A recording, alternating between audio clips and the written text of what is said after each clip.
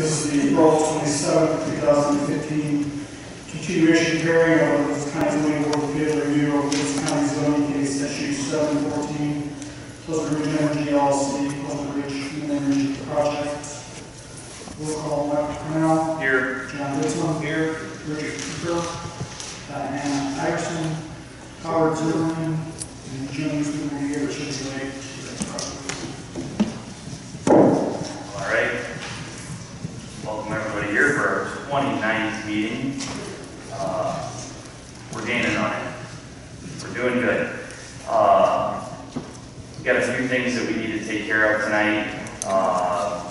We're going to look at a few exhibits, and we're going to look at some motions that have been presented. They're in reference to the Marcus Mayer testimony. We're going to look at a few other administrative matters. We discussed at the end of the last meeting, Ms. Severson had a question about an exhibit. I have been told that the link has been corrected on the website, so that should be available now for those interested in that. Next matter, Nelson's Air exhibit. The PowerPoint was admitted into the record on March 10, 2015 as UCLC Exhibit 8. So that was taken at the time you've seen it. For the record, I just want to confirm that there is no UCLC Exhibit 5. Mr. Lucan, can you confirm that for me, please? Correct. Okay.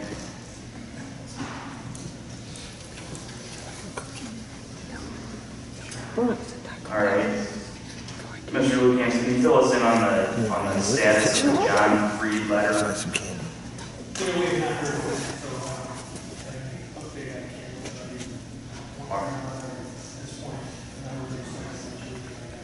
Okay, all right, fair enough.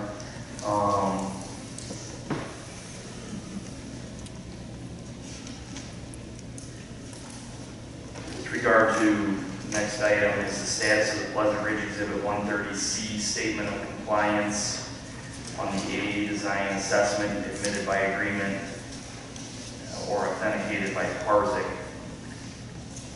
No objection to the addition of 130C. No objection, all right.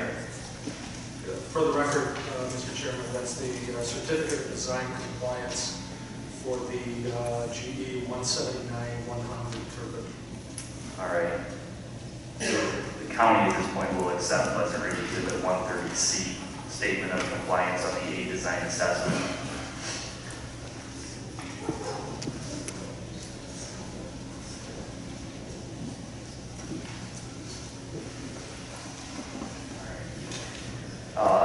Expected to be populated on the website should be a list of interested parties entitled to make a closing statement. So if you have provided testimony previously, I guess check the county website to be certain that you are on that list. You will have the option to make a closing statement. So just verify that you are on that list. If for some reason you're not, let us know and we'll get you on there. So that's all the administrative things that we need to take care of.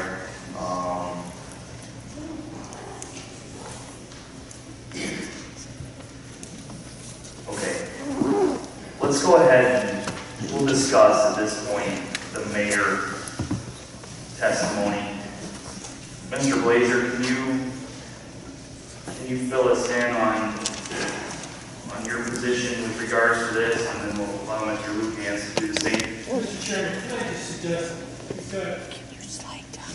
I think approximately 9 or 8 or 9 items. I will do anything you ask me to within reason. We better do this one at a time instead of all 8. His way to sneak behind you.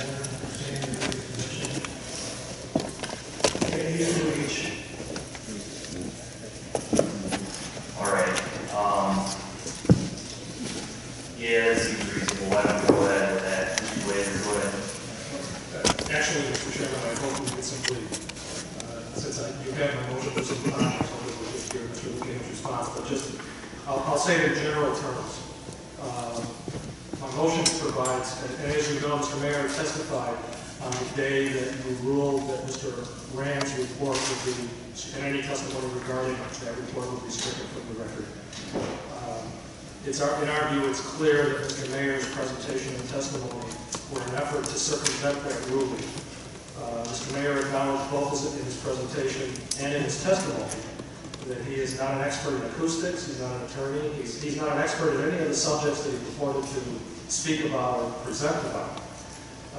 Yet he purported to present on the law in Illinois regarding noise modeling,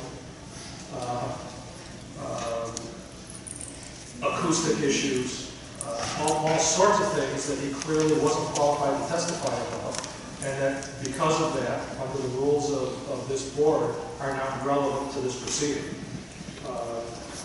Specifically, in terms of it's not just A through H, because there are also two other exhibits that he tried to introduce. But that includes number one, or A, if Mr. Woodhams wants to respond to that one first, the requirements of Illinois law regarding what constitutes Class A property and who has the burden of proof regarding that issue, which is, per my motion, Mr. Meyer's presentation at slide 8. Phil, do you want to go through all of them, or do you want to respond? I can do one at a time if it can be appropriate. Let's start with that. Mayor presentation, slide 8. Let's look at Mayor presentation, slide 8. It's a direct quote of Illinois Chapter 35, Section 901.102, which has already been cited, and it's actually an exhibit, and I don't remember the exhibit, I can find it for you, but a part of that is an exhibit already that was a Pleasant Ridge exhibit. Anybody has the right to put in what a statute says. To say he can't put in a statute is absolutely ludicrous. As far as the burden of proof, the law is clear. He's right. And you're going to hear that in the closing argument. But the burden of proof is on the applicant. It's a special use. It's their burden, no matter whether it's noise or anything else. It's their burden to meet the special use standards. And that's just horn book law. I don't know. It doesn't take a lawyer, it doesn't take anybody else to tell you or to say it. It's just a pure statement. It's a statement of the law. And the other thing is quoting from slide 8, as I said, is right out of the section of the statute, right out of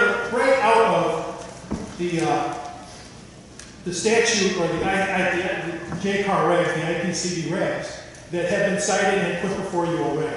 And you will be hearing a lot about it over the next several weeks, or 2 weeks, whatever we have left. Just briefly on that issue, Mr. Chairman. The specific part of slide 8 that's a problem is not the fact that Mr. Meyer identified a section of the Illinois IPCB regulations, 901.101. We will be hearing about that one from someone who's qualified to talk about it. The problem is the statements below that, in that slide, below that citation, where Mr. Meyer purports to say what that section means. Mr. Chairman, that's actually slide 9. So I'm looking at slide 8. Well, it's the pages are numbered. So I'm responding to this page number, slide 8. So what? Right here. This one. And he says, number one, the entire property of a residence that is only a residence. What part of a residence that is also part of a family farm business is excluded from this Class A classification? An applicant needs to prove the area of the property that is used solely for farm business purposes and not used as residential. All of those are legal conclusions that he's not qualified to make. So we have let people provide opinions throughout this hearing. He has provided an opinion as to what his belief in the statute is. It may or may not be right. It's for this board, the attorneys, for everyone else to advise this board as to what this proper standard is. And you'll be hearing about that very much in closing argument, if not before. So to strike this testimony is, Mr.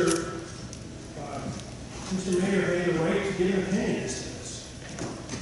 Well, the problem is whether or not Mr. Mayor's opinion as a non-expert regarding what Illinois law requires is relevant to this proceeding. It goes to the weighting of this. Okay. Let's take and go through these and then we'll make a ruling on the entirety. So B is the requirements of Illinois law regarding where noise measurements are to be conducted, and the use of 1,000 hertz, 1 decibel narrow band noise contours. And I referenced the portion of the transcript where we discussed this, and there are 3 different slides, 9, 11, and 38. He purports to give not just his opinions regarding Illinois law, but his opinions on acoustics, where again he's acknowledged that he's not qualified to give opinions on either one of those subjects.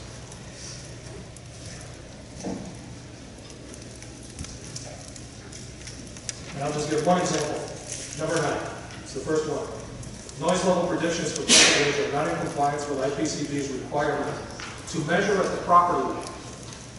He's purporting to give you an opinion as a non-expert that the IPCB requires that measurements occur at the property line. The measurements for the under the IPCB requirements are in compliance. Number 1. That is the law. Number 2, all he's saying is noise level predictions for Pleasant Ridge are not in compliance. And he's saying that they haven't predicted it at the property line, which is the law. That's clearly the law. It's any receiving property. It's not this somehow receptor that's somewhere in the middle of the property. We've been hearing a lot of testimony of people living 400 or 500 feet from the property line, their home. The law is that. It's a pure statement, it's a correct statement of the law, and one that anybody can read the statute and understand. It's any receiving land. That's the language.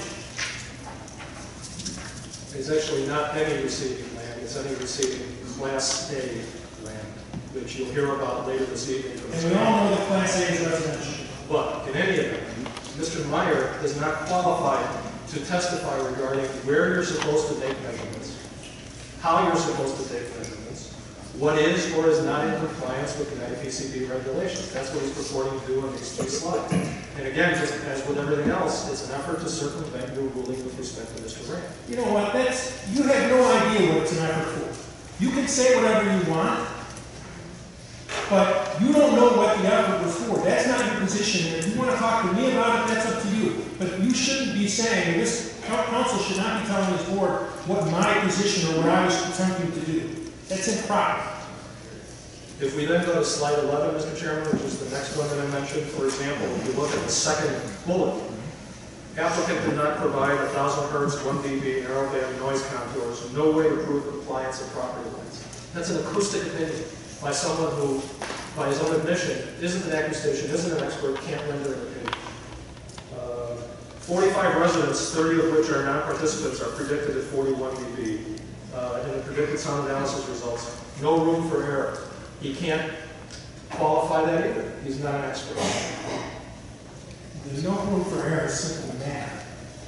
We sat here and, in fact, Mr. Griffin, in a conversation when he had questions of Mr. Hankard, actually, Energy has pulled back from 41.4 and 41.5 to 41.0. It's not hard to know that there's no room for error here. Again, simple math, simple statements. It doesn't take anybody with a rocket scientist or an acoustician to know that 41.0 is right on the edge. And that's the statement that's being made here. And 45 residents, 30 of which are non-participants, are predicted at 41 decibels. Again, that's a fact. That's in chart 16B. That's Pleasant Ridge Exhibit 16B. It's not hard to figure that out. Count them up. Number 1, that's inconsistent with Mr. Hankard's testimony. Number 2, the point that Mr. Lujan's just made is that testimony was the result of Mr. Griffin asking questions of an acoustician, of an acknowledged expert, not of someone like Mr. Meyer who isn't either of those. The same thing goes for slide 38, where he basically concludes the same thing that he's saying in 9 and 11. It's just a conclusory kind of wrap-up of the first 2 that we've talked about. So I think we've talked this one to death. Well, let me respond. Let's go through this. The first one, slide 11, or slide, I guess it's 11. The IPCB upper limit for nighttime noise levels is 41 decibels. We've heard Mr. Hankard testify. That's just a statement of someone else's testimony. Applicant did not provide 1,000 hertz, 1 decibel narrowband noise contours. Didn't do it. We got into it with his cross. He knows how to do a contour map. He's done it elsewhere. We didn't provide it. That's in his cross-examination from 1215, I think it is. And then the fact that the rest of them are duplicative, this is the one that everything else flows from. And this is all purpose. This is all just facts, most of which are already, 99% of which are already in the record. He can say what's already in the record. We've had many people comment on things that are already in the record, including Ms. Fosdick, who is the consultant in manager. Ms. Foster didn't purport to provide acoustic opinions or Neither did Mr. Okay, I'll leave it at that. All right, why don't we do this? You get one shot at C, and you get one shot at C. Thank you. One time, we're not going to go back and forth. C is Mr. Meyer's comments on his opinions regarding the propriety of the methodology used by Mr. Hankard and Dr. Schoenberg for the California Ridge noise analysis in the context of using that to validate the Pleasant Ridge model. That is pure acoustic opinion, which he's not qualified to make. That's the subject of 2 slides, 10 and 12, and portions of the transcript that I cited.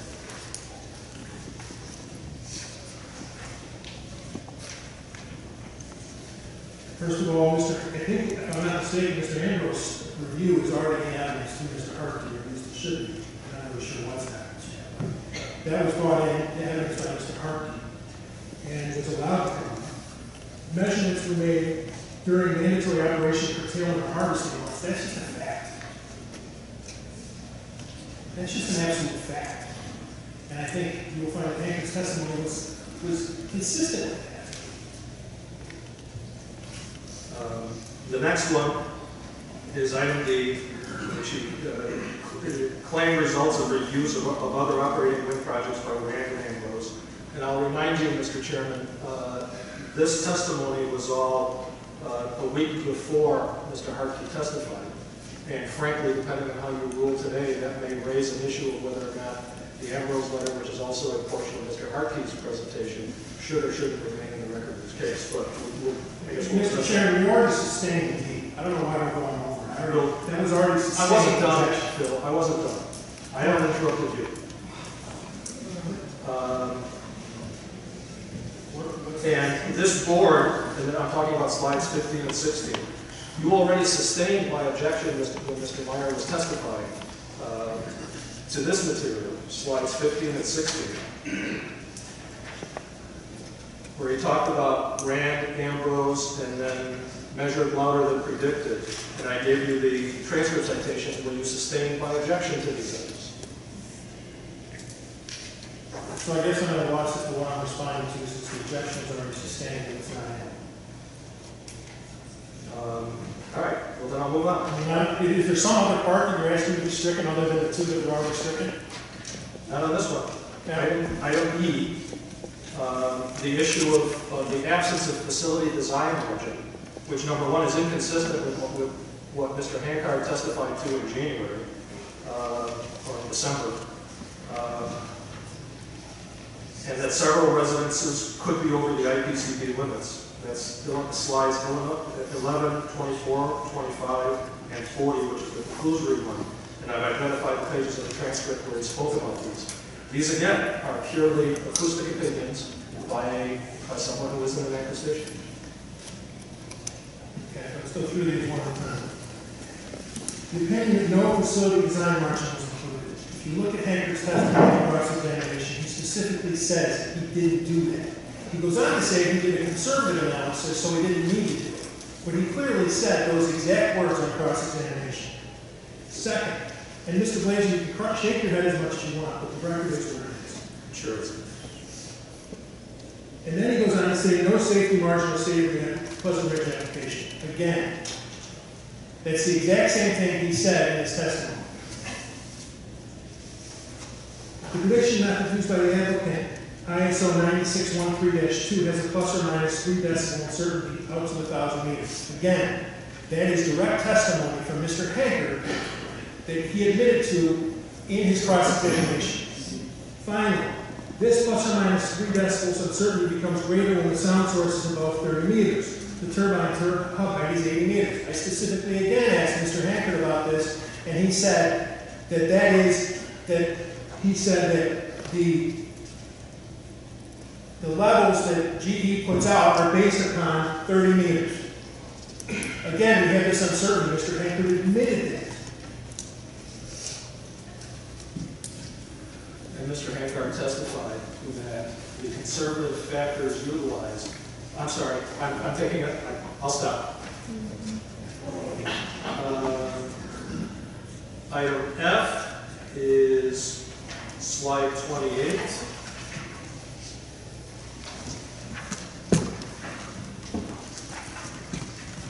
And again, we have the meaning and applicability of Illinois case law. And again, you sustained my objection to that one, so I guess Mr. Vicians doesn't have a response to that. But here you go, one additional time where you did sustain my objection to him purporting to interpret Illinois case law. Item G is the appropriateness of noise mitigation measures, including the qualities and impact of LATE turbine blades.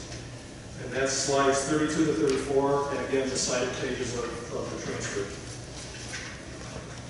He can't possibly know what the qualities or effect of LATE blades are. He's not an acoustician. He's not a GE engineer. He has no qualifications whatsoever. Well, let's talk about what he is. He's a person who said, listen to this testimony. If you look at slide 32, it says LATE blades have not been proven to be a sure remedy for noise issues. He is correct. That has not occurred in this case. He then states the difference, which is Hankard's testimony, and then he said, as his opinion, as a resident, that the applicant should be required to show the reduction in decibels via comparison documentation between measured levels. He's saying that they should be required to. They haven't been required to debate. This board may or may not decide that they've met their burden. But that's just an opinion that any person can say, you should require that they do this. You should require they do that. The residents of his county have the right to tell you or to tell the county board what they expect out of the county board. My next one, the next subparagraph is item H, slides 36 and 42. Where again, this was the relationship between setback distances and noise level, which you did sustain. And again, I mentioned the ones that you sustained principally to demonstrate that even though that evening, as we all recall, went at breakneck speed with a lot of objections, there was a certain consistency, we all remember that, to the fact that you did rule, at least when you had the time to rule, that he wasn't qualified to render legal opinions, and he wasn't qualified to render acoustical opinions. That's the point of my pointing out the ones where you did sustain. If Mr. Glazer would get to the ones that were actually ruling on, I would appreciate it. I'm sure it will. Then the next one, which is paragraph C, which also refers to paragraph 6, excuse me,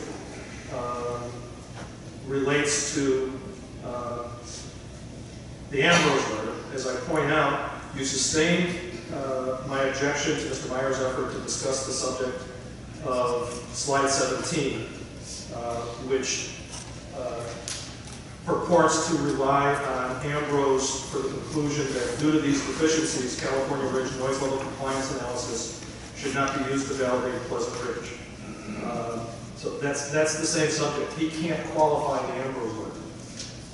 And you actually sustained my objection to slide 17 where you tried to do that. Paragraph 7.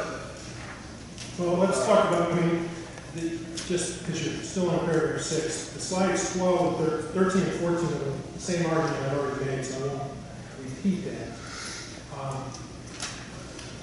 There's 17 and 39. 17 you've already sustained, right? So why are we dealing with that? And conclusions, 38 is the conclusion, summary of what I am saying.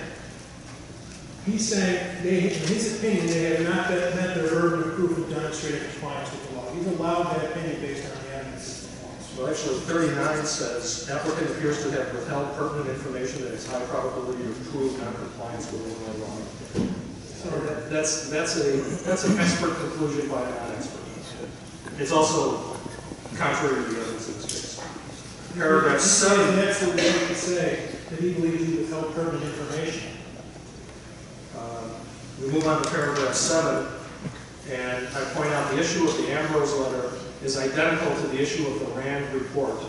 Mr. Ambrose hasn't testified, isn't going to testify. Why are we dealing with 7 at this point when you've already sustained it as it relates to Meyer's testimony? If he wants to file a motion to Hartke, he should file a motion to Hartke. You can't backdoor this in. Because this hasn't been ruled on yet. The question of the Ambrose letter itself hasn't been ruled on yet. And Mr. Meyer purported to rely on a letter from a purported expert who hasn't testified and won't. And it's the identical situation as with Rand. Rand didn't testify, you struck his report. Ambrose isn't testifying, you should strike his letter. Then paragraph 8 is the Harrison article. Can I respond to that? I'm sorry.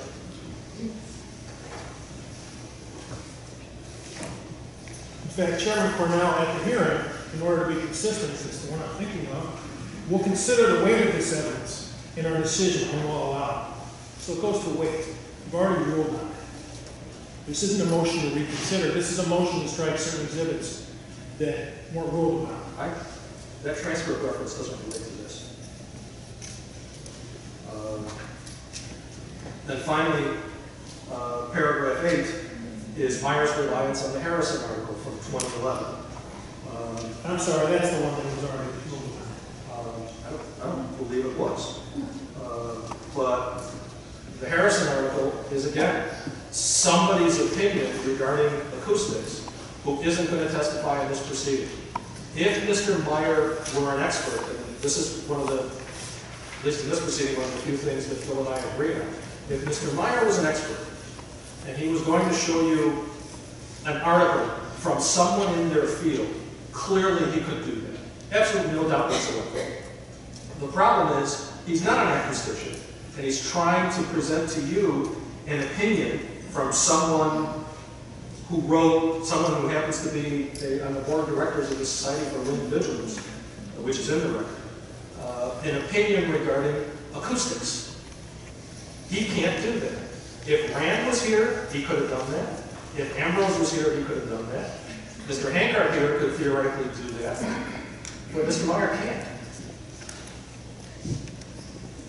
Okay, I have a few things to say about that. One, page 2976 of the transcript says, when Mr. Laser is objecting to the Ambrose, or he's objecting to a document, California Ridge, related to California Ridge, the chairman says, neither of these speak specifically to the Pleasant Wind project. So on the same basis that we accepted your motion earlier, we have to deny your objection at this point. Then you go on page 2985 and say, we'll consider the weight of this evidence. This is exhibit 132, which is the Harrison report. We'll consider the weight of this evidence, exhibit 132 on our decision, and we'll allow it at this point. Further, just as an overall, on page 2973, Chairman Cornell gave you a statement, this is an opinion, and it's regarding what is Class A property. Mr. Mayor can have an opinion on this, so we'll allow it. Page 2973? Yes. The pages I'm looking at, the pages that we cite for everything we're talking about tonight are in a... It's a general statement. 1400. It's a general statement. What? What we're looking at, the ones I have, talking 2900, 2967 starts. You're correct, I'm sorry. I was looking at my paragraph. I think we've set enough, Mr. Chairman. I think at this point we'd really like to get a ruling so we can move on to the cases.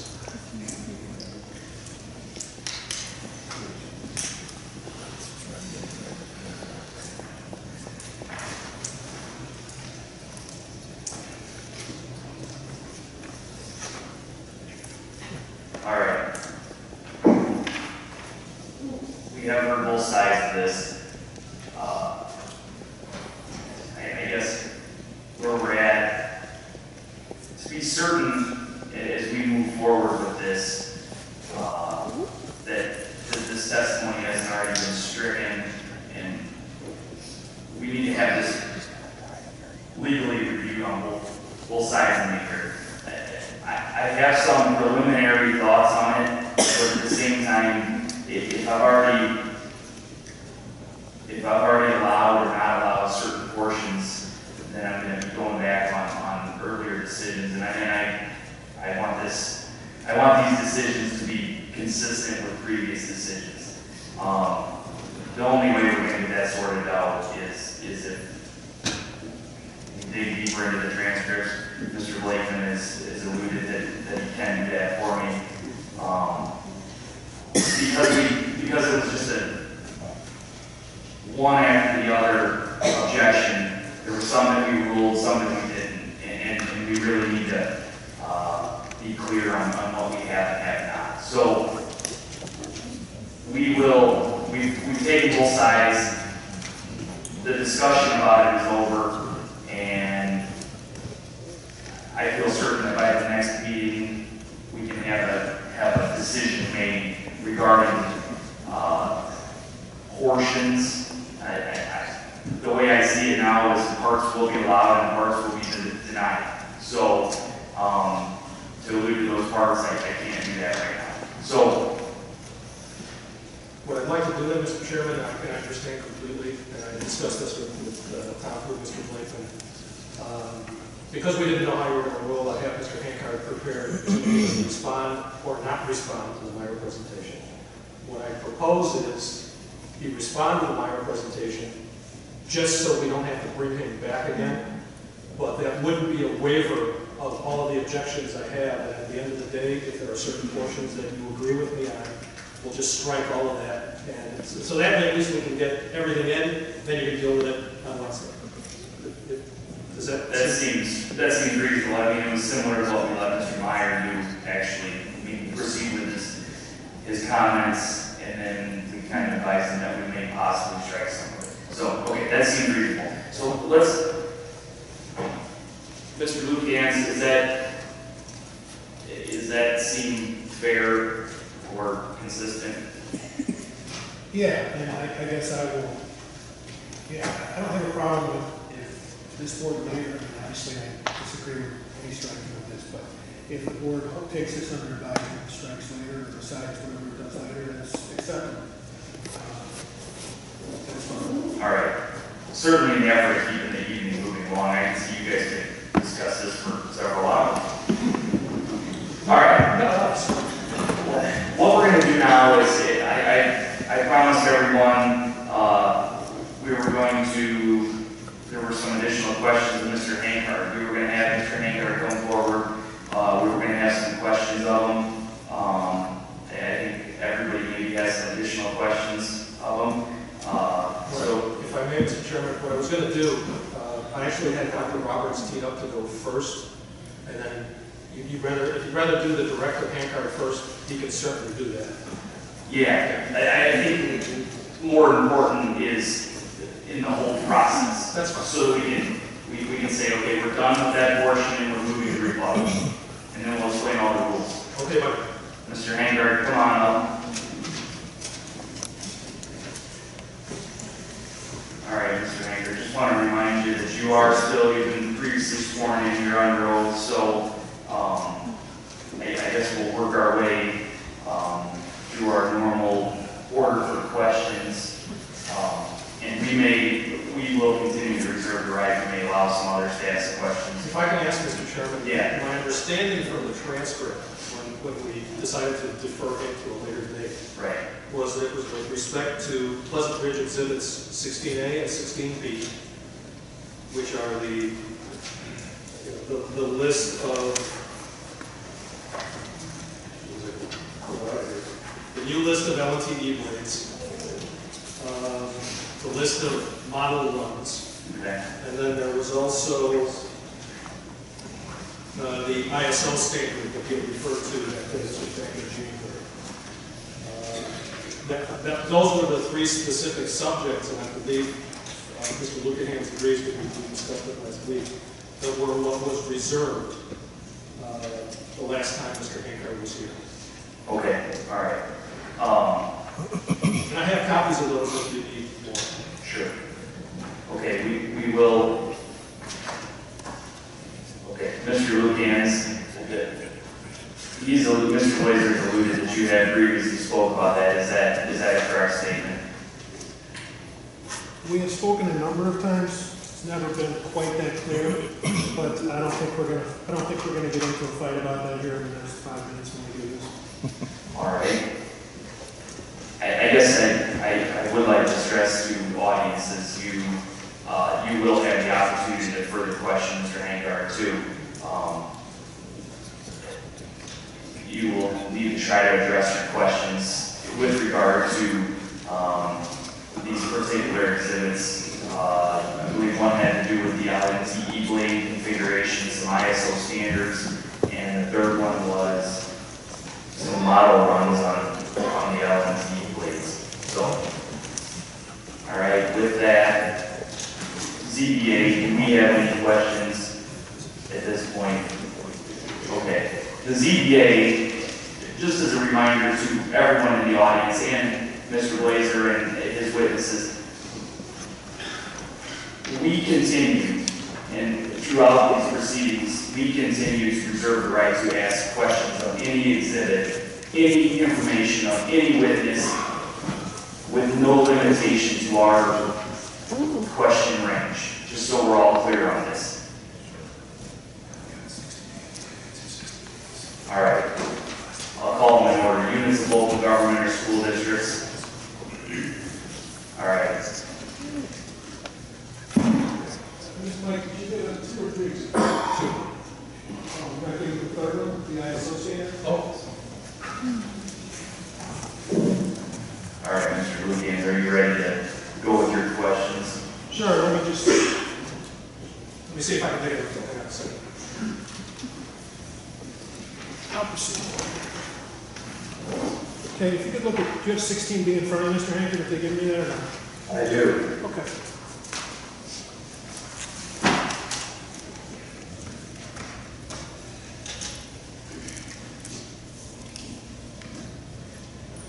B, the first and second page is with the 11 LNT turbines, correct?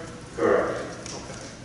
Okay. And with using the 11 LNT turbines and GE, and that's the GE 1.79, correct? The first 2 pages are the 1.79 That's where we're going to stay for a couple minutes.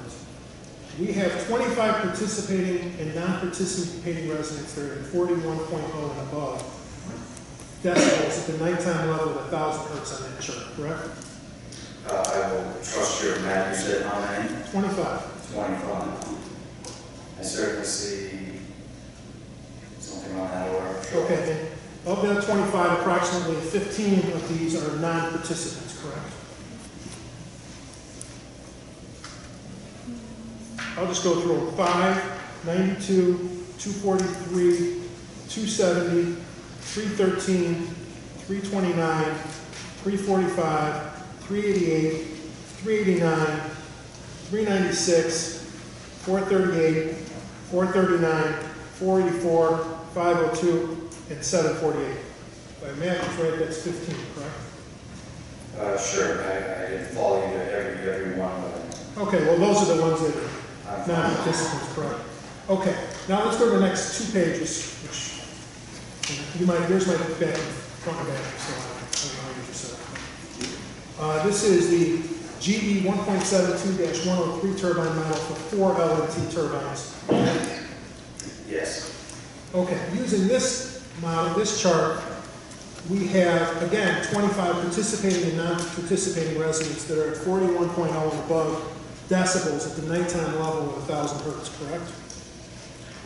Again, without checking, I will assume that that's correct. Okay, and would you also assume that 16 of these are non-participants? Same response. Okay. And these levels are all measured at the residence, correct? Not measured, of course, but predicted. Not at the residence. Lost, yes. And previous to this exhibit that we received for the first time on January 21st, these were all listed in the prior documents given to this board as 41 decibel levels, correct? If it was 41.0 to 41.5, it was listed as 41, correct? No, it's 40.0, or excuse me, 41.0 to 41.4. Okay, I understand. Okay. Now let's go to the 5th page. It says 100 meter blades. See that? Actually, it says 100 meter blades, I'm sorry. This is really small. Yes, I produced it. Sorry about that. It's okay. I strained it a little bit. I got to know that. Okay. This is what it is, just for the record. All right, so this is the next step, if you will, from these first tables that we just went over.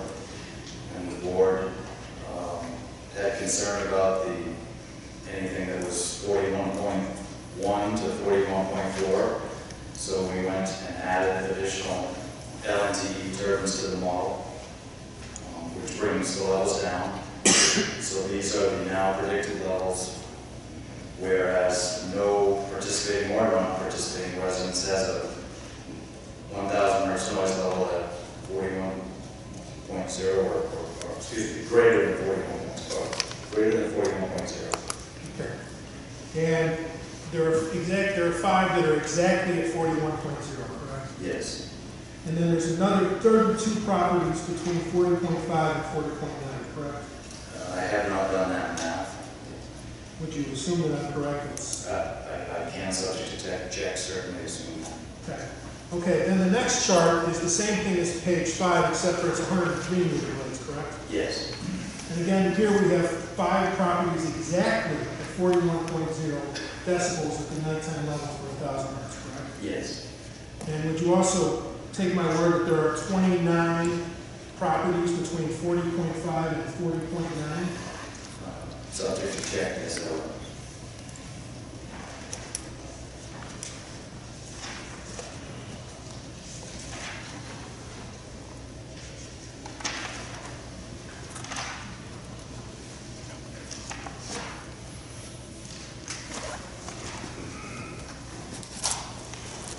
Nothing further. All right. Members of the audience may have questions for Mr. Hankard, certainly with regard to these tree exhibits that we've discussed. Anybody in the audience? Oh, I have one. Yeah, just a real quick question. And it deals with the rounding. The 41.0, I'm sure the equation calculated the number after the 0. How did you determine that was anything that was 41.01? This would be considered over, or did you round that also? Well, the sound plan software itself is configured to round or to give its results to 1/10 of a decimal. So it spits out 41.0. So we did not do any additional rounding ourselves. That was done within the software. So you don't know if the software is truncating or rounding? Not off the top of my head, I do not. I would assume.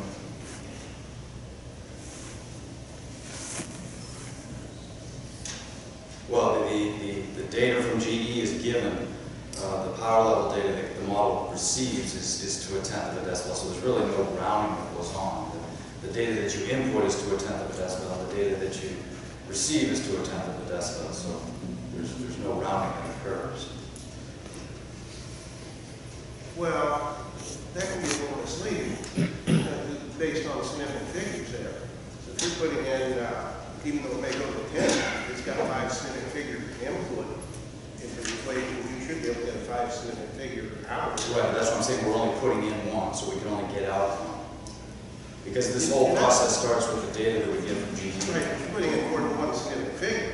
No, we don't. That's If you're only putting in 1 significant figure, your answer would be 1 significant figure, then you're limited to numbers like 10, 20, 30, and 40. Oh, I'm sorry. You know, that When you said 1 significant figure, I thought you meant to 1/10 of a decibel. well, you're not. Unless I misunderstood that equation, you know, I looked at it, you know, it's someplace in there that it's going to calculate another number, and then somebody has to program to either truncate, which means just drop the next number, or it's going to tell it to round. I'm just wondering if what it did.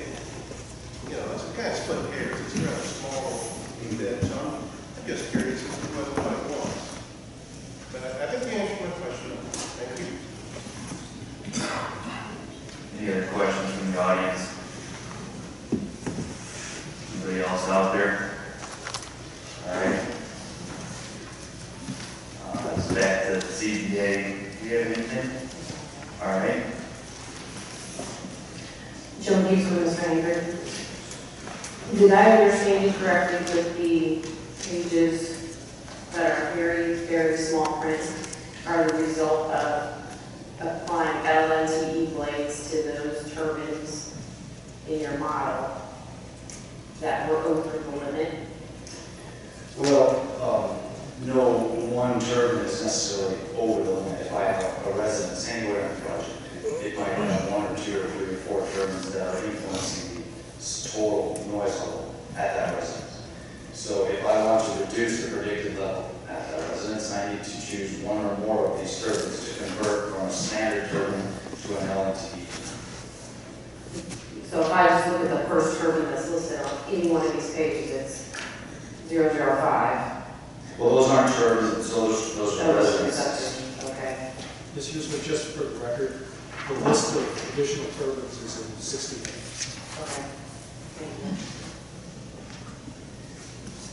Where's this exhibit with one decimal point? Is it on the website? Am I seeing it? Yeah, these are on the website. 16B, Pleasant Ridge Exhibit 16B. They have been previously submitted and accepted.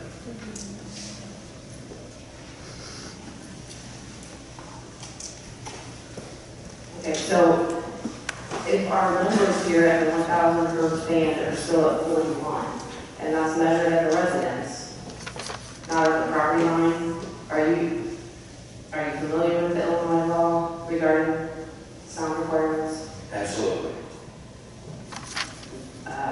Class A property is, in your definition, what? Class A property is listed in the LECS code, the land use code, in the regulation as a household. That is the verbatim language from the regulation. And where does the measurement need to be taken for Class A property? Well, if the Class A property is the household, then at the household. Class A property doesn't include the entire parcel. So my parcel might include Class A in my house, and the yard surrounding it is a different class. Correct. That's your interpretation? Yes. Okay.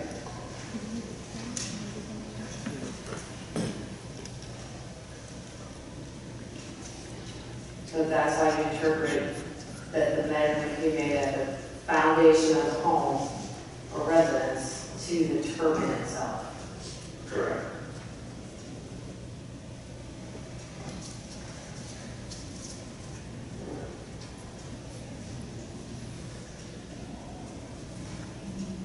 A turbine, and how do we determine like what property that is? And measuring from what? The model assumes the turbine is a point at the top of the tower, at the nacelle, the hub of the turbine. That's where it assumes the noise is coming.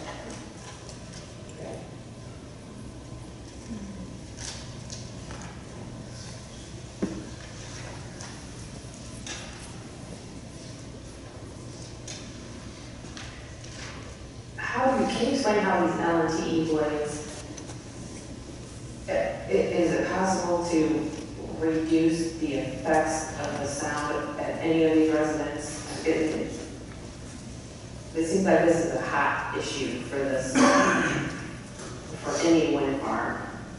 So how cost prohibitive is it for LNTE blades, or what exactly is added to the blade that reduces the sound that comes off that? It is the shape of the blades. The trailing edge of the blade has serrations. It's actually modeled after an owl's wing. They notice that owls have serrations and their flight is very quiet, and that led researchers literally to come up with this design of a serrated, it looks like a bread knife kind of on the back of the blade. And that allows the airflow to create less turbulence on the trailing edge. That allows the turbine to capture the same amount of energy but create less noise too. So once a turbine is constructed and say it's up and operating, and it's causing an issue at a nearby residence, can't that low noise trailing edge be added after construction? Yes, you can swap blades out on turbines. It's just a blade swap, it's not something you add to the current blade. I'm not a turbine blade engineer, but I'm pretty sure you have to swap the blades.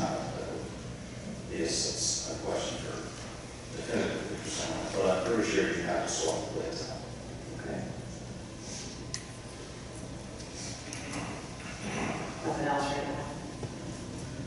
All right, Mr. Hankard, I have a couple questions. You alluded to the 16B and this really small writing as these were your models. Yes. Okay. Previously, your testimony was based upon a report given to you by Joanne Blank. from Hankard. Okay.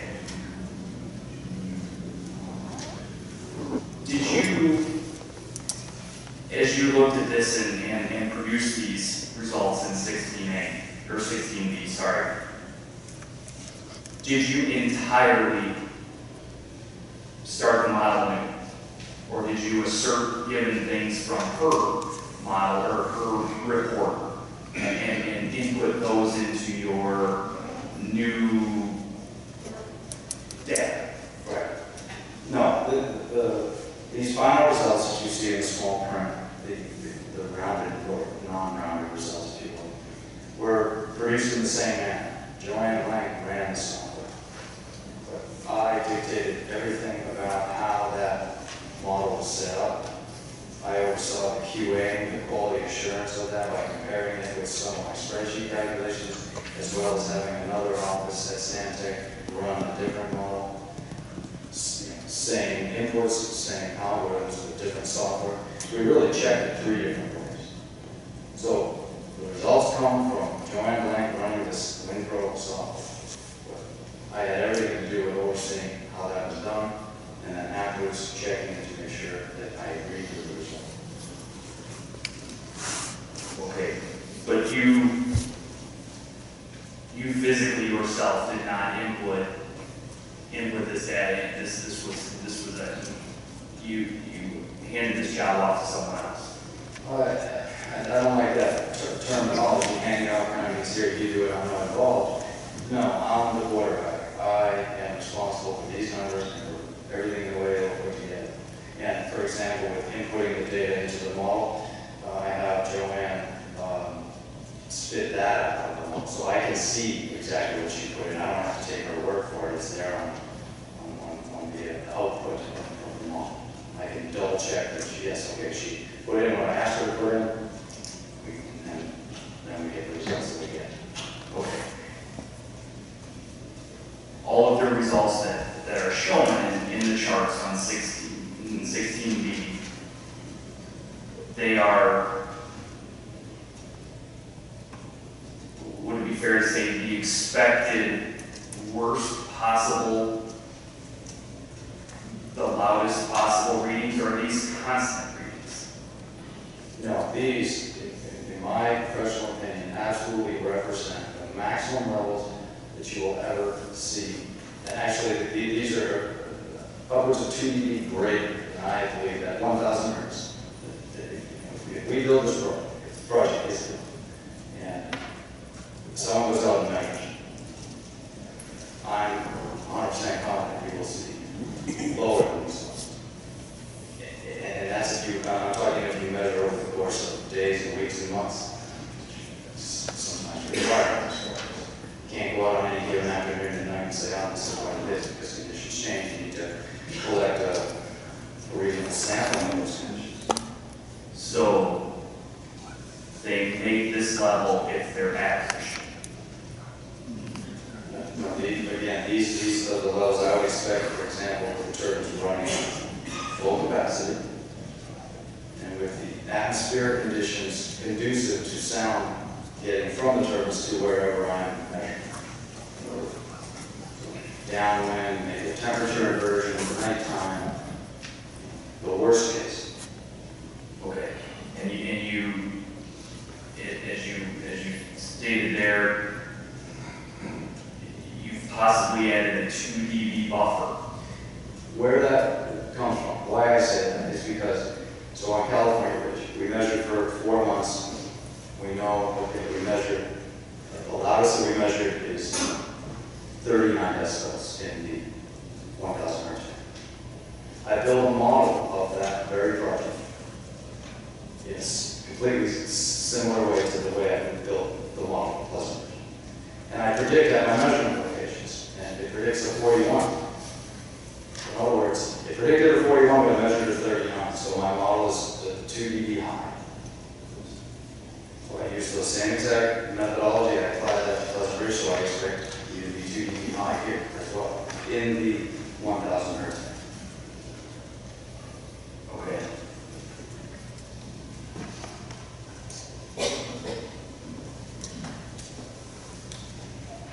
All right. Professionally, in your opinion, you feel that this adequately represents the worst expected outcome, possibly a 2 dB buffer. Is that what I'm taking from it? That is exactly correct. Okay. Okay. All right. Anything else from Mike? John, did you have anything? You talk about 1,000 hertz range, and that, if you're farther away, like what if you're rated in residence A at say a quarter of a mile away? Could it be louder 1.5 mile away? No, it's sound diminishes with distance, and in addition, the atmosphere eats away at the sound level as well, so there's no question that the levels will be less loud the further away you go. Okay, is it louder downwind or upwind? Is that kind of conditions or what? Well, there's 2 parts to that. When you're very close, I've been very close to a turbine, very close as in a couple hundred feet. And I've taken measurements all the way around. And what you find is that it's about the same upwind as downwind. So the turbine is putting out almost as much noise in either direction.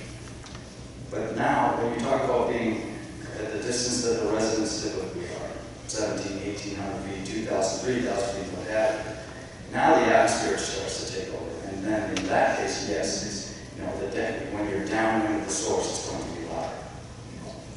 And the reason I ask that, I'm 3.5 miles from Windmill, and I can hear it.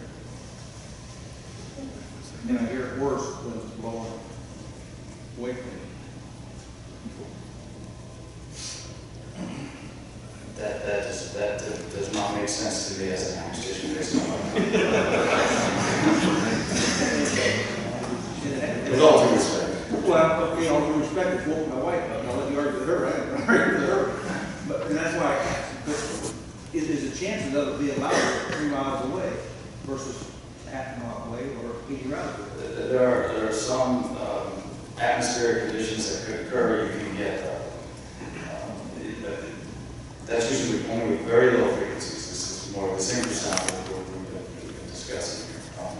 But with the sound that you hear, the 1,000 hertz, no, there would never really be a case where we would expect that to be get louder and quieter and louder and as you move down.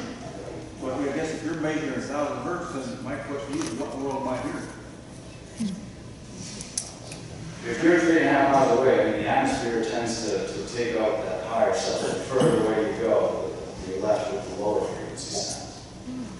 So the chances of somebody being closer, that they're not going to get that? I'm afraid I don't understand that. Well, you said if it's going to be a lot easier here, farther away, is that ever going to happen when you're closer? I mean, the noise I hear 3.5 miles away would drive me nuts if I was a quarter of a mile away. So I guess, I mean, I'll give you your test, we'll take none of that. I'm sorry, I'm struggling. I don't understand your question. Well, I mean, if I listen, you say none of this should bother anybody. I'm saying that sound does bother people. Why don't your model pick anything up that would bother people? Well, my model doesn't predict whether it bothers anybody. It predicts what the levels are. So what level bothers the person, I guess is what I'm asking. Why do you go at 1,000 hertz? What level is bothering?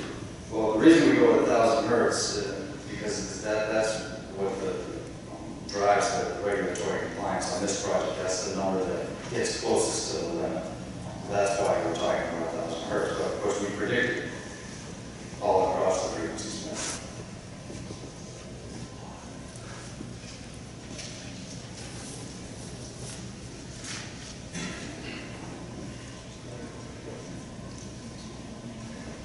County staff or county council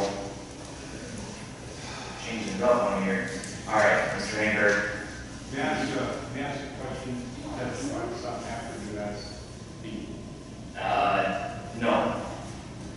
Those were questions that we had, so he answered those questions. So unfortunately, you missed your opportunity to ask the question. So, all right, Mr. Hankard, you can go ahead and sit down, and we'll tell you what.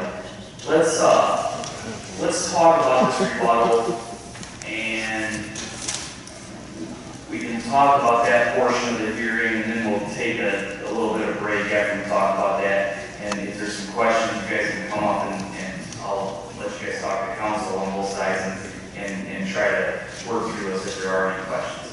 So we worked on some rules. I have them in front of me. I think I'll go through them and read them.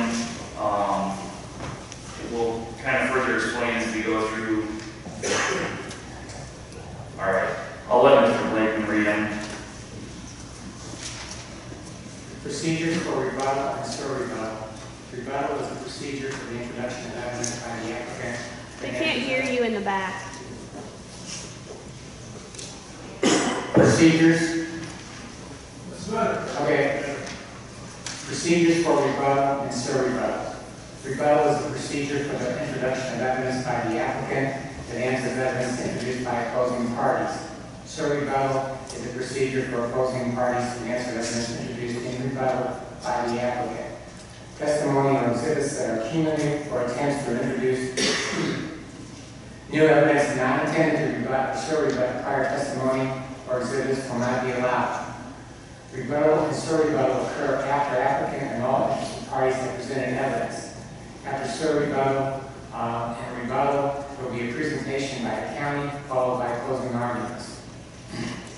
Only applicant and interested parties who have previously submitted evidence shall be eligible to present evidence in rebuttal or still rebuttal. If you are represented by an attorney, your attorney will handle rebuttal or still rebuttal on your behalf. Applicant shall present its evidence in rebuttal first.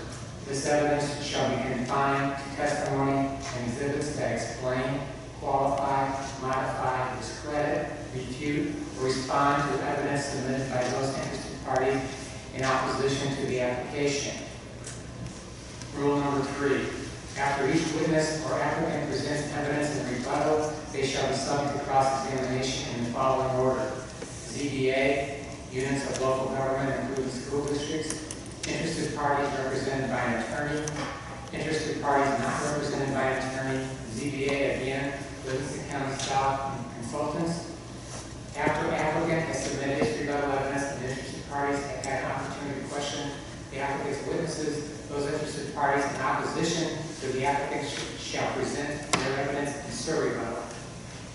This evidence shall be limited to testimony and exhibits that explain, qualify, modify, discredit, refute, or respond to the evidence submitted by applicant in rebuttal, including the rehabilitation of witnesses whose credibility has been attacked during rebuttal.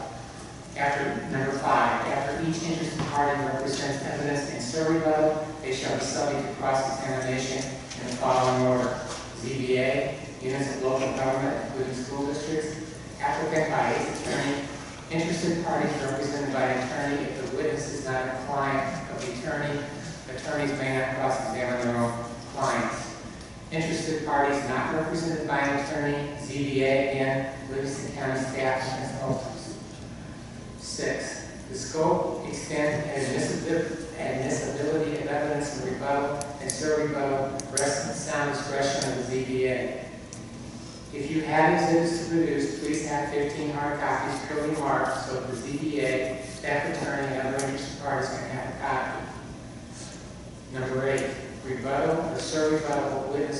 should identify which witness or witnesses and what testimony or exhibits presented by the opposing party are being rebutted or sur-rebutted. Before each witness testifies or each interested party conducts a cross-examination, the chairman of the ZBA shall be able to inquire as to the nature of the evidence to be presented and questions to be asked in cross-examination to determine if appropriate for rebuttal or sur-rebuttal. Parties represented by attorneys may only call those witnesses which have been disclosed by April 10, 2015, unless authorized by the ZBA for good cause shown. It's all 10 rules. And we'll have this up on the website in the morning for the county. All right, just want to clarify just a few things on here. Mr. Blakeman said only applicant and interested parties who have previously submitted evidence shall be eligible to present evidence in rebuttal or sur-rebuttal. I want that to extend to those that have testified. Just because you didn't necessarily produce a paper document, don't feel that you've lost your opportunity to rebut or to have sur-rebuttal. Okay. The other thing is our 8th bullet on here is probably for the sake of keeping the rebuttal and sur-rebuttal concise to what we're doing. It says rebuttal or sur-rebuttal witnesses should identify which witness or witnesses and what testimony or exhibits presented by the opposing party are being rebutted or sur-rebutted. So that's we need to clearly spell out what particular portion we're rebutting or sur-rebutting to. All right, that'll help to aid in keeping these evenings moving along. So with that, let's take 10 minutes. If anybody has any questions, I've got 7:50, so let's try to get going at 8. If you have any questions, come forward and we'll try to get answers. Next meeting, May 7th. It's going to be not the next meeting, but the next scheduled meeting further out. We're going to have for May 7th. The meeting will take place at 7 o'clock. The reason there's a time change is the regular zoning board, our full board, will meet at 6:30. We have one case before us. We'll go ahead and end that particular meeting and we'll move into this meeting. So, May 7th, 7 o'clock. Thursday, yeah. All right. Mr. Chairman, where's that at? That's going to be here at the historic courthouse. All right.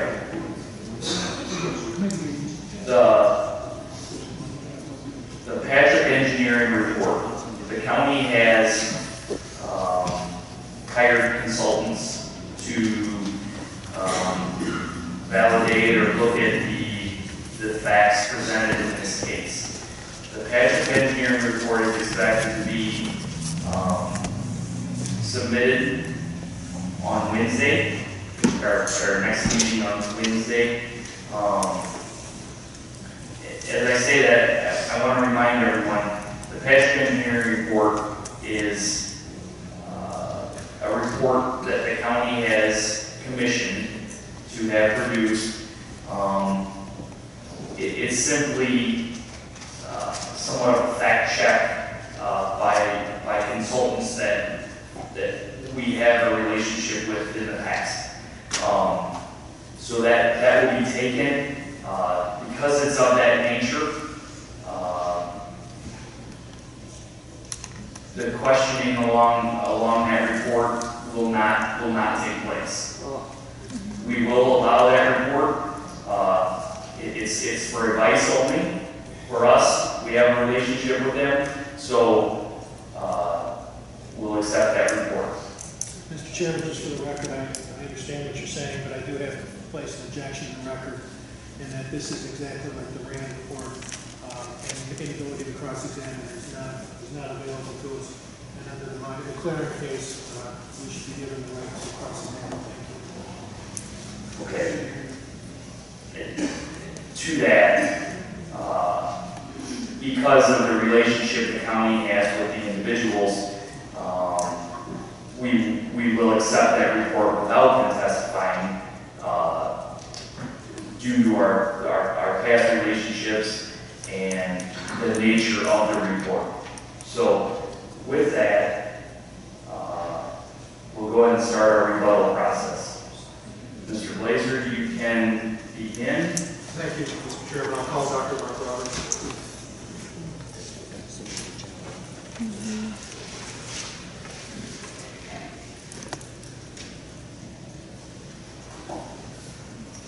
Mr. Roberts, just want to remind you that from previous hearings, you're still under oath for this part of the process as well. Dr. Roberts, you're going to have to keep your head on a swivel, I suppose. I apologize, the audience can be my dad's side. That might be a better opinion, I suppose. You're aware, Dr. Roberts, that there has been reference in these hearings to the so-called Cape Bridgewater report out of Australia? Yes, I have. Okay. And have you reviewed that report? In depth, I have, sir. All right. I'm not going to ask you any questions about that report from an acoustic perspective. We'll save that, Mr. Hankard. So, Mr. Punch, in his testimony, said that this study provides new proof that there is a cause-effect relationship between wind turbines and sensations. Do you agree with that statement? I don't agree with it. It shows proof. That is correct. Mr. Punch also stated that this study provides definitive proof that wind turbines absolutely cause symptoms in some of the wind farm residents. Do you agree with that statement? I absolutely do not agree with that. All right. Could you explain the basis for your disagreement from a medical and epidemiological perspective? Well, I'll take it from the epidemiological standpoint first. As epidemiologists, I look at these sorts of studies for their design, not for who funded them or that sort of thing, first and foremost of the design. Dr. Roberts, could you speak a little closer? I'm having a real hard time hearing you. I apologize. Thank you. I can lean way over. All right, I'll talk louder. Is that better? Okay. So as an epidemiologist, I look at the design, how it's put together. And you look at this and look at what the author of this, what Mr. Cooper actually said about it. It really and truly does not show proof of association. In fact, you can't do that with this study. There have been a number of discussions on the internet about how great it is. As an epidemiologist, Objection as to what's on the internet.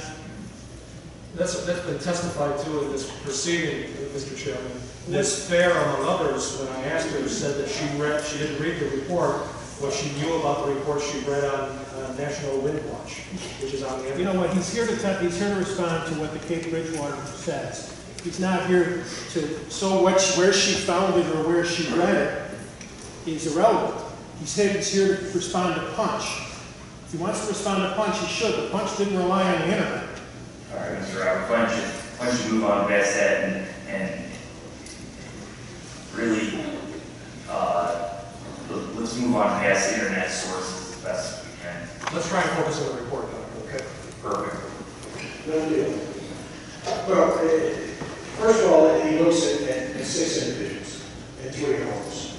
That's a far cry from the number of people that are in that vicinity of that wind turbine farm. Page 218 of that study, he says this study did not include any testing in relation to sleep disturbance or health effects. And I think it's really important that he makes this distinction between sensation and health effects. I don't quite understand what that means.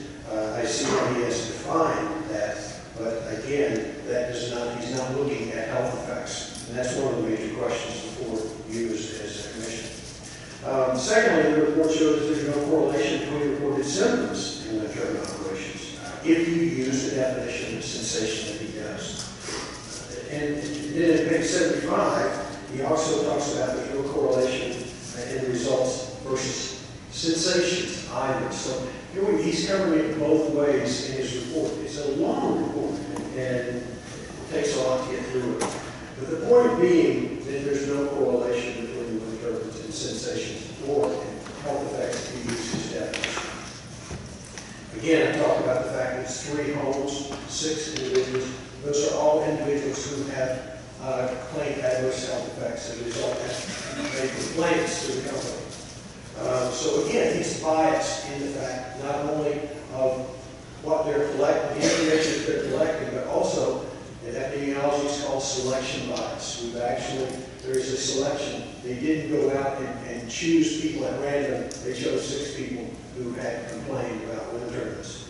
So it's not an epidemiological study, and it shouldn't be given anything more than a mere observation of people who were complaining on that particular period of time.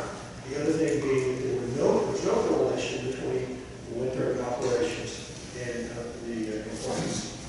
So I think it's very, very important to keep in mind the bias issue and the selection issue in that it's not an epidemiological study. Sticking with Jerry Punch's testimony, you're aware that he based his opinions regarding adverse health effects in part on what he claimed to be testimony of others in legal proceedings in the U.S. and other countries? I am aware of that. And you're aware that when he was here, Mr. Punch said that he didn't bring any of those materials with him to this proceeding because he said it was too tedious?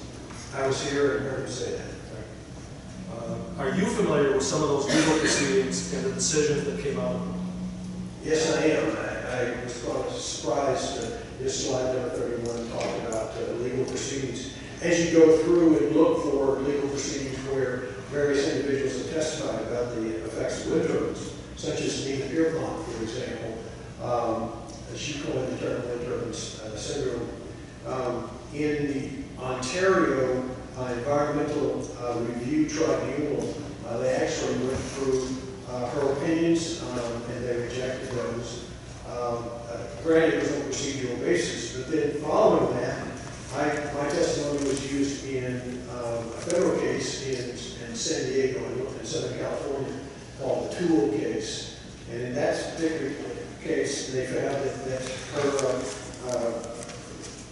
opinions were not acceptable to them. They found that my opinion and Dr. King's opinion from Ontario did reflect the opinions of the science.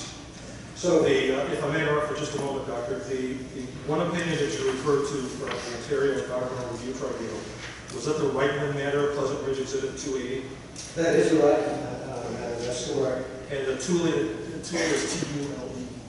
T-U-L-E, Right. project. That decision is already in evidence, and I don't have the number that is Number 87. Thank you, 87. All right. Have you also reviewed Pleasant Ridge Exhibit 285? Can I object as to 280 here? First of all, Dr. Punch testified that he did not review or was not aware, had not reviewed the Ontario decision. So to say that somehow this is refuting the Ontario, his response to Ontario. In fact, you didn't let 280 in because he had never seen it. If I can respond to that. Dr. Punch, as Dr. Roberts just testified, said that he was relying in part for his opinion regarding adverse health effects on legal proceedings in this country and other countries. And several of the individuals he relied on, among others, include Dr. Pierpont. And is there any testimony that you relied on Dr. Pierpont's testimony in any case? Because there's not. He was using Dr. Pierpont, and he identified Pierpont and several others as, which we're going to go through in a few minutes, as individuals that formed the basis of his opinions. Yeah, but it's not these decisions. Can I please finish? Can I please finish? So it's Mr. Punch who put into issue the question of whether or not the people that he relies on have in fact, their opinions have in fact been accepted in legal proceedings. But not in He's the Ontario. Excuse me, I apologize. You're done. He's the one who put the issue in evidence, at issue, whether or not those legal proceedings have in fact accepted the opinions that he's relying on. So we're going to go through all these opinions, all these decisions that he didn't testify to somehow in rebuttal. Exhibit 280 and 285 weren't even allowed in because he had never seen them, let alone relied on them. All right. 280 wasn't allowed in. Mr. Punch alluded to legal proceedings, but I did not identify any of them. So you can't rebut something that wasn't presented. He didn't identify any particular legal cases. So rebuttal to a specific legal case will not be allowed. So, Mr. Blazer, can you move on?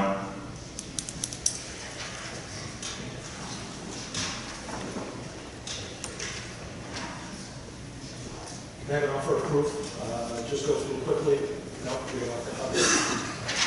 Tom shaking his head. For the record, I was already denied on this hearing.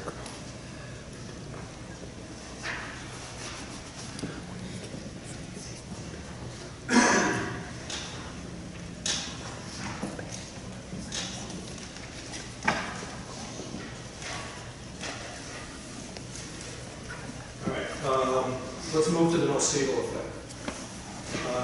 You had spoken earlier at this hearing about the nocebo effect, correct? That is correct. And you're aware that Mr. Punch testified that the nocebo effect is a psychogenic effect based on the patient's expectations and perceptions, is that correct? I don't recall that, that's correct. And do you agree with Mr. Punch that the nocebo effect was discovered a long time ago, well before the advent of utility-scale wind turbines? I do. Right. You were here for Mr. Hartke's testimony, is that correct? That is correct. And you recall him talking about a town hall meeting that he attended and spoke with here in Livingston County last summer. That is correct, I did hear that. Right. And have there been any peer-reviewed studies conducted on the impact of a presentation like that? Actually, there's been a number of studies that have come out and looked at why this is evolving, and there's one particular study that has looked at all the wind turbine farms in operation in Australia at the time of that publication, which was in 2013. It's called Chapman. And basically, they went through and they looked at turbines, they looked at complaints of those turbines, and they found that the majority of those turbines did not, those wind farms did not have complaints lodged against them. And these were, and even when the large turbines greater than 1 megawatt.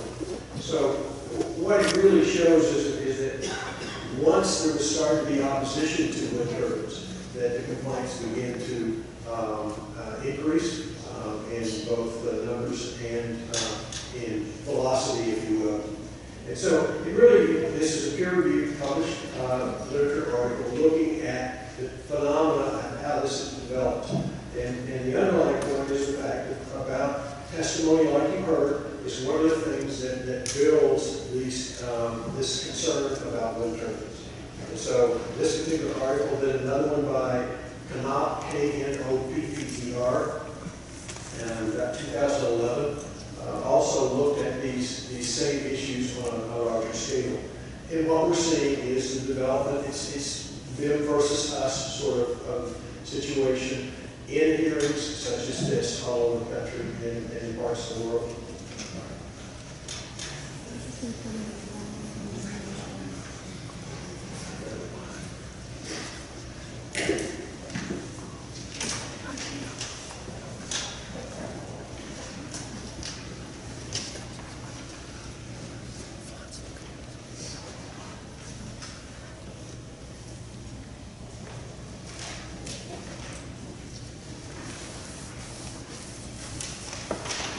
Doctor, I want to focus specifically on the impact of a presentation in a meeting like Mr. Hartke and some others have testified to in this proceeding. I handed you what's been marked as Pleasant Ridge Exhibit 272, an article dated December 12, 2014. Are you familiar with this article?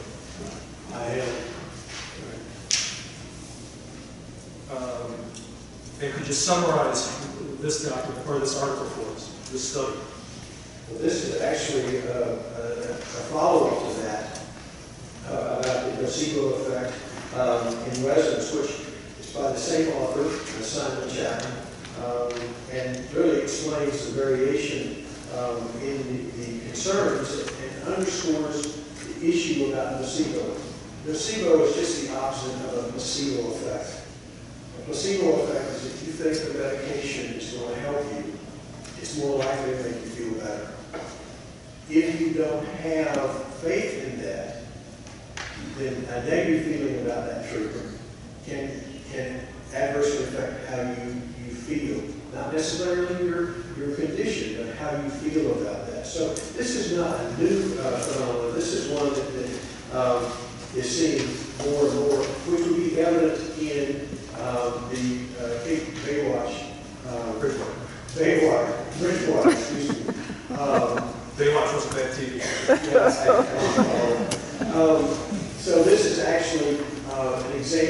why you would see the phenomena you did in Bridgewater, Cape Bridgewater evaluation. Now, what was the specific subject of this study, Pleasant Ridge 272? Well, I mean, the title talks about the fact that it's actually fomenting sickness. It actually enhances it. It clearly brings it to the attention. Was the subject of this study an anti-wind farm public meeting and the generation of negative views? It was. Okay. And what was the result of the study or the conclusion? Well, it clearly indicates that meetings that ferment that feeling about adverse opinions about wind turbines affects the person's feeling about wind turbines.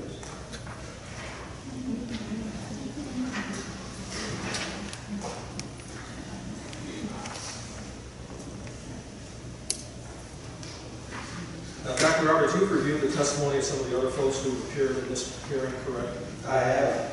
And some of those folks have said that they experienced something when they visited a wind farm. You're aware of that? I am aware of that. How do you explain that? Well, I mean, number one is the fact that each person showed emotion. I mean, that's a human nature concern. But that's part of the issue that comes up. That's why we need science. That's why we need to look at epidemiology. Because if a person feels or begins to feel that wind turbines cause a health effect, that can affect their reporting of symptoms. I always talk about the fact of common symptoms like we're seeing. And one, Dr. Chapman, I believe, reported 222 different types of symptoms have been in the literature concerning wind turbines. Many of those are ones that we experience on a weekly basis. Headache, irritability, those sorts of things. Not vertigo. One of the persons reported vertigo. I don't have the medical record, so I don't know how that was evaluated. That's dizziness, and there's a number of different causes for dizziness. The point being that as I saw the testimony, the symptoms actually occurred prior to the exposure to the wind turbines. This is very important. You not only look at what they're reporting at the time of being around wind turbines, but looking at their medical history. Because as Dr. Ellenbogen testified back a month or so ago, 6 months ago, said it was very, very important to look at the pre-existing conditions of those individuals. So that's in a nutshell. Would it be fair to say that you've done an expansive study of the peer-reviewed literature around the world regarding purported health impacts from wind farms? The English language literature, peer-reviewed published literature. Objection to this is not rebuttal of anything. What are we rebutting? I'll move on. You mentioned Dr. Ellenbogen, and I want to ask you about one particular subject that Mr. Hayes raised. You're aware that Mr. Hayes made reference to a paper that Dr. Ellenbogen participated in 2010. It's Hayes Exhibit 5. That is correct. Okay. And was that document, Hayes Exhibit 5, the final peer-reviewed version of that 2010 study that Dr. Ellenbogen participated in? No, the one that was Hayes number 5 that I saw and read was actually a report for the Research Coalition that was commissioned. Dr. Ellenbogen was one of the researchers involved in that. And so that was a report back to that coalition to answer the question about hospital noise. Subsequent to that, Dr. Ellenbogen also participated in the Massachusetts Department of Environmental Protection, the study on wind turbines that found no increased health effects associated with wind turbines. Then the paper by Buxton, which was the peer-reviewed published version of that, didn't even mention wind turbines.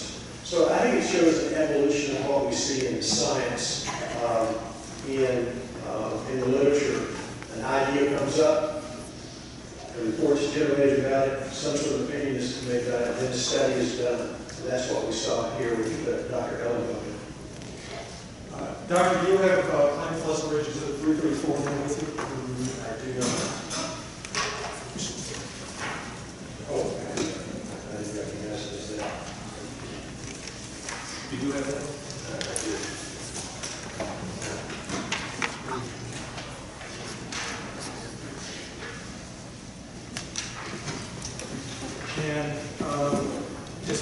Appendage Exhibit 334, the final peer-reviewed version of the study that Dr. Ellenbogen began participating in 2010 that was published in the Annals of Internal Medicine. That is correct. This is the article I refer to as the Buxton article, 2012. And it's in the Annals of Internal Medicine. So that's a peer-reviewed, published article in a well-known journal. And you said that this one doesn't say anything about wind turbines? That is correct. It does not. Why not? I think when Objection Foundation, how is he supposed to know why not?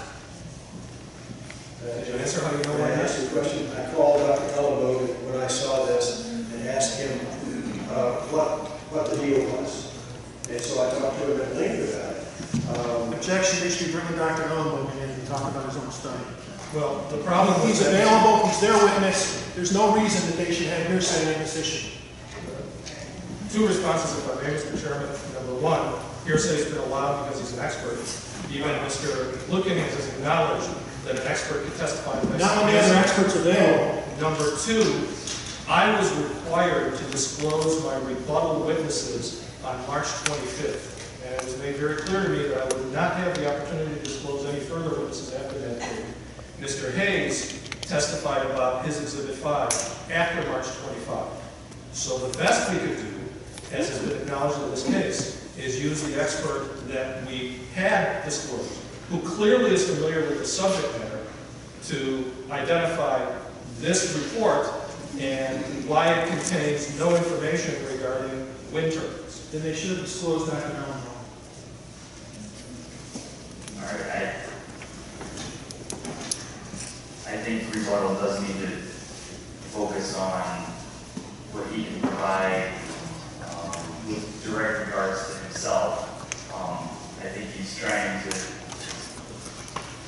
change the credibility of another one of your witnesses, and I would agree that if he is available, he should be able to rebut his own particular I understand, Mr. Chairman, but he's not available because I do not have the right, per this board's rules, to call Dr. Ellenbogen after I already had to disclose my rebuttal witness list on March 25th. So he's not available. And you have the right to disclose them at that time. You Except have to disclose two other people who are not coming in to testify. Except that Mr. Hayes didn't testify, didn't introduce this document, which clearly now we know is not a final version of the report until after March 25th. So no, he wasn't available.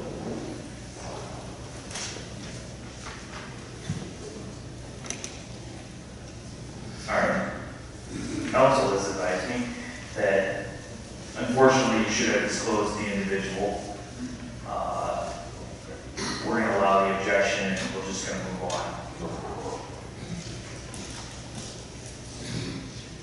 Well, with that, that's all I have for Dr. Robbins.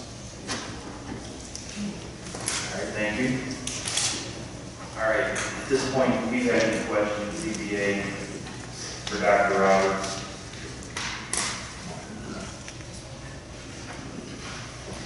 Dr. Roberts, you mentioned selection bias in the Cape Bridgewater study, the 6 individuals that were cited, and I'll be honest, I didn't read the entire Cape Bridgewater study that was given to us.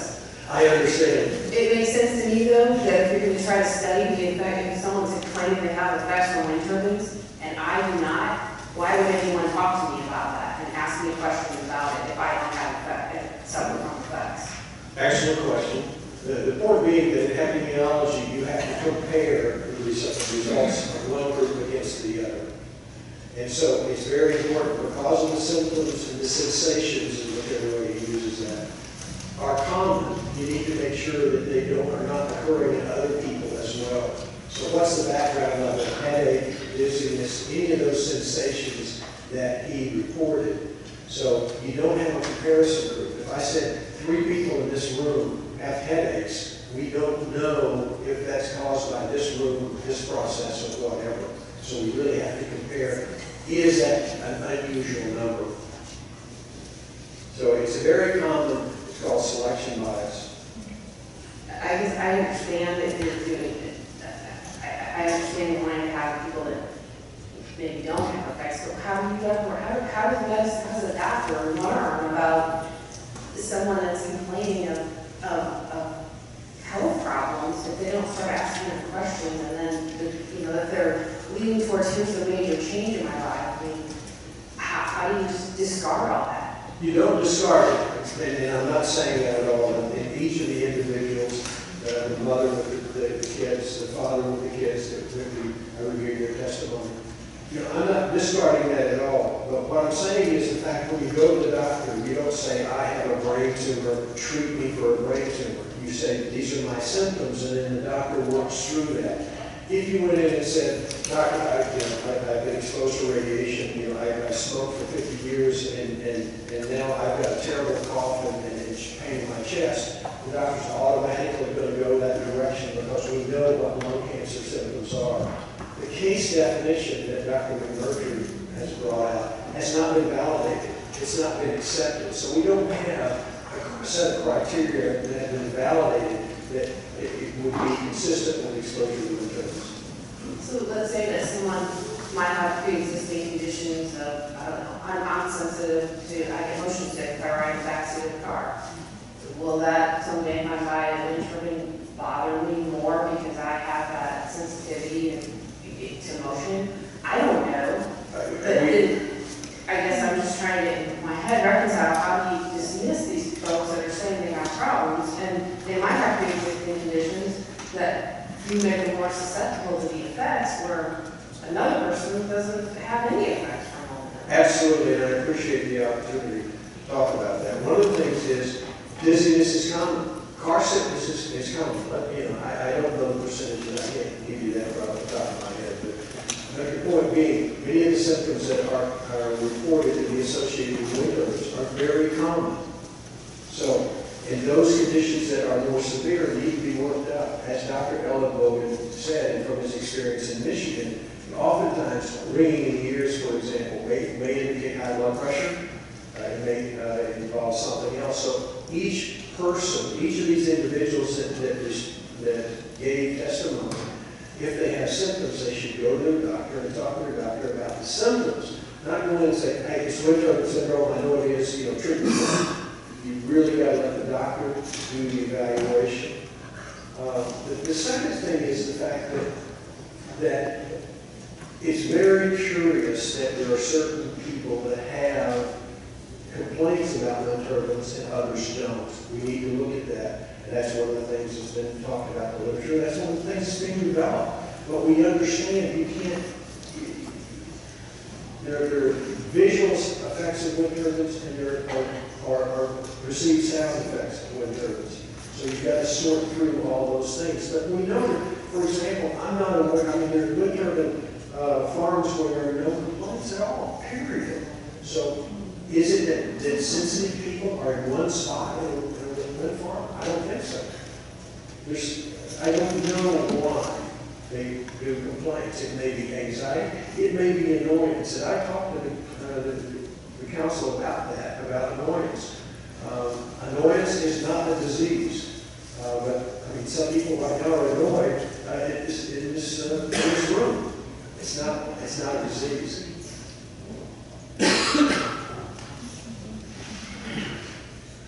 All right. Units of local government, school districts, any questions? All right. Mr. Lugans, have you any questions for Dr. Roberts? Yes. All right.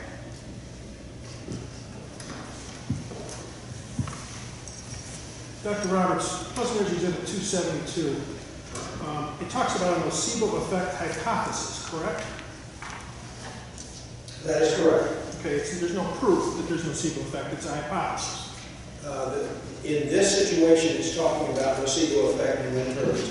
Nocebo effect is a recognized occurrence in medical treatment. Correct, but as it relates to wind turbines, it's just a hypothesis in this paper, correct? In this particular paper, that's what it's entitled. In fact, you've complained with Dr. Salt's testimony, with Dr. Salt's position, because you see it as just a hypothesis, correct? That's correct. That's exactly what you said about Dr. Salt's position. That's I what it apologize. says. Thank you, sir.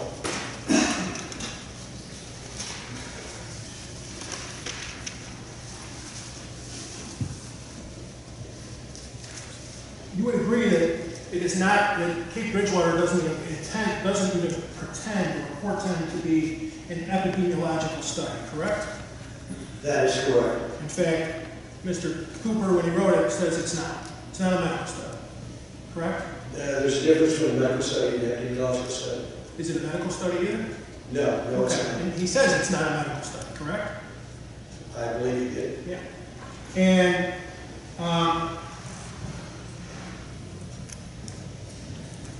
you said you need to know something about, you want to know the percentage of people who are affected versus unaffected. That's why you had a concern about this self-selection, correct? That's partly correct, yes. Okay. The people who are not being tested, in this case, the people who have no effect, correct? Not feeling any, not having any, even alleged effect, correct? We have no idea about that. They're just not people who didn't complain. Okay. And let's talk about people who complain.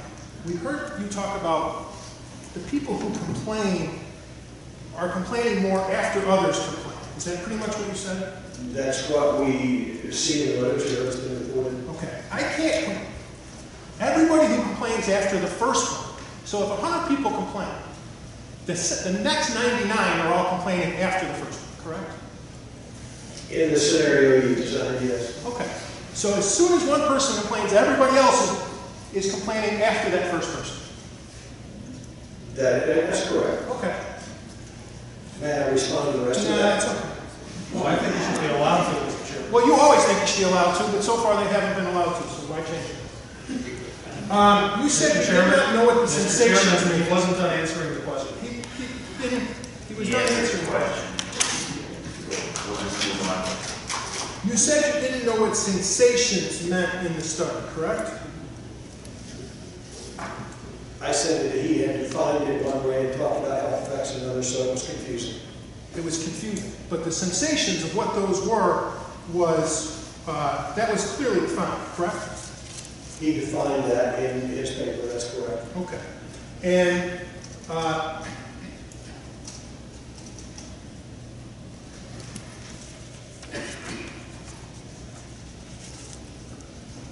he defined sensation to include headache, pressure in the head, ears or chest, ringing in the ears, heart racing, or a sensation of heaviness, correct? Where are you reading that now? Bottom of page 1 of the executive summary. About the 5th page in, maybe 6th. Okay. He defines sensation to include headache, pressure in the head, ears or chest, ringing in the ears, heart racing, or a sensation of heaviness, correct? That is correct. So that's what he was doing, correct? That is correct.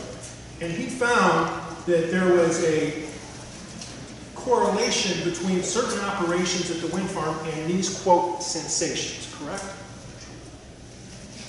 Certain operations which were about whether or not the wind turbines we were turned on.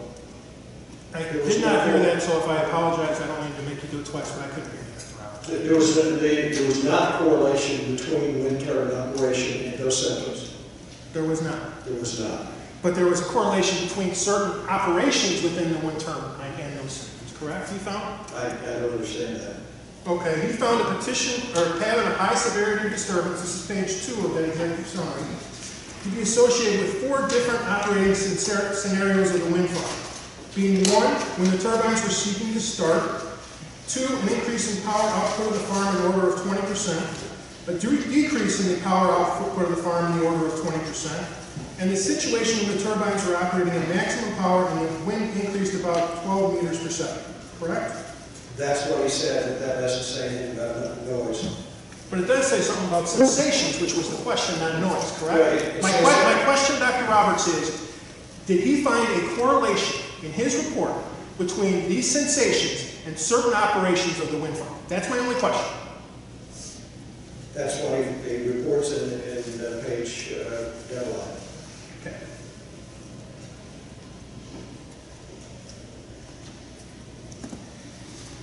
Page 75. Do you have that report with you?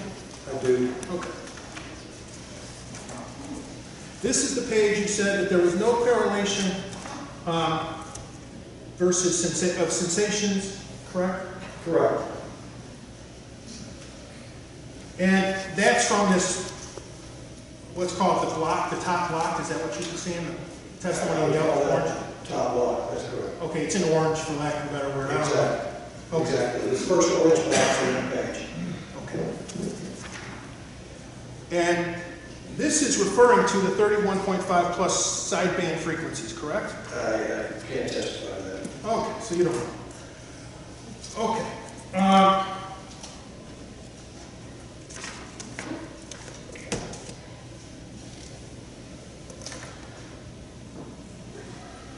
He does go on in section 11.1 on page 214.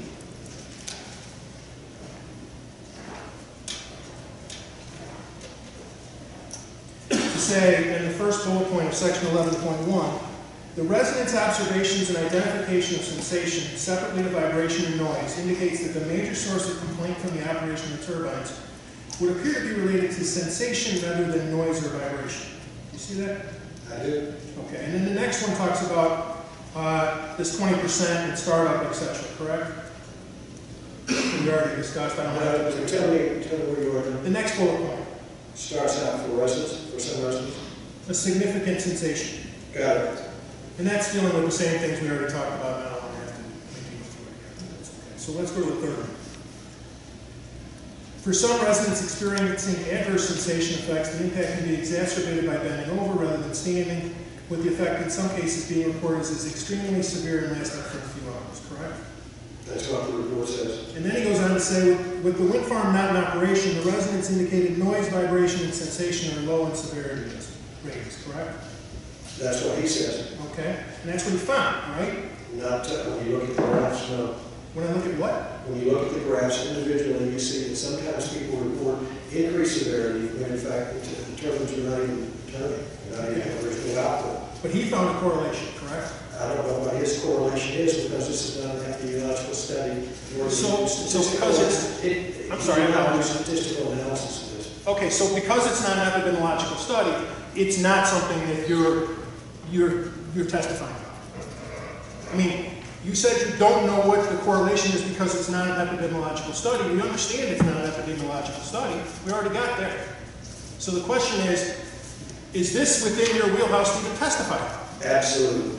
It is. Sensations, noise, those are within your wheelhouse. This was presented as being part of the evidence associated with health effects of wind turbines. So I felt compelled to look at the whole thing and see if it had any information. Again, I said, I don't look at who funded it, that sort of thing. I look at it for what it is. Okay, and in this case, I'm sorry, in this case, who funded it?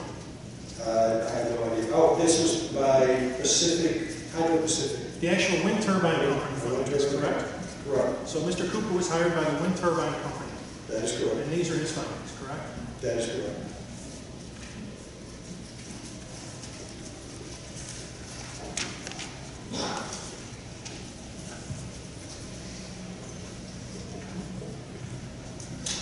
When was the town hall meeting that Mr. Hartke attended that you talked about?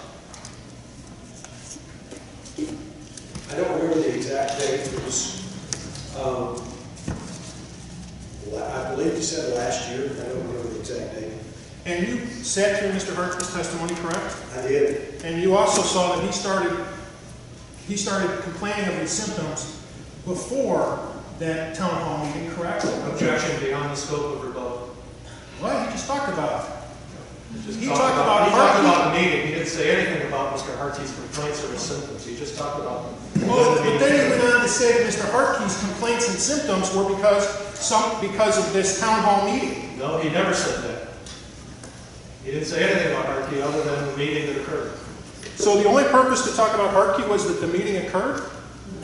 Then why is he even talking? Mr. Chairman, I have an objection beyond the scope. All right, he has alluded to you were at the hearing that you heard Hartke speak, but you weren't at the specific meeting that he spoke. So to talk about contents of that meeting, you you're not privy to that information. You were at our meeting that he spoke, but not at the particular meeting in the, I believe it was last summer. That is correct. Okay. All right. So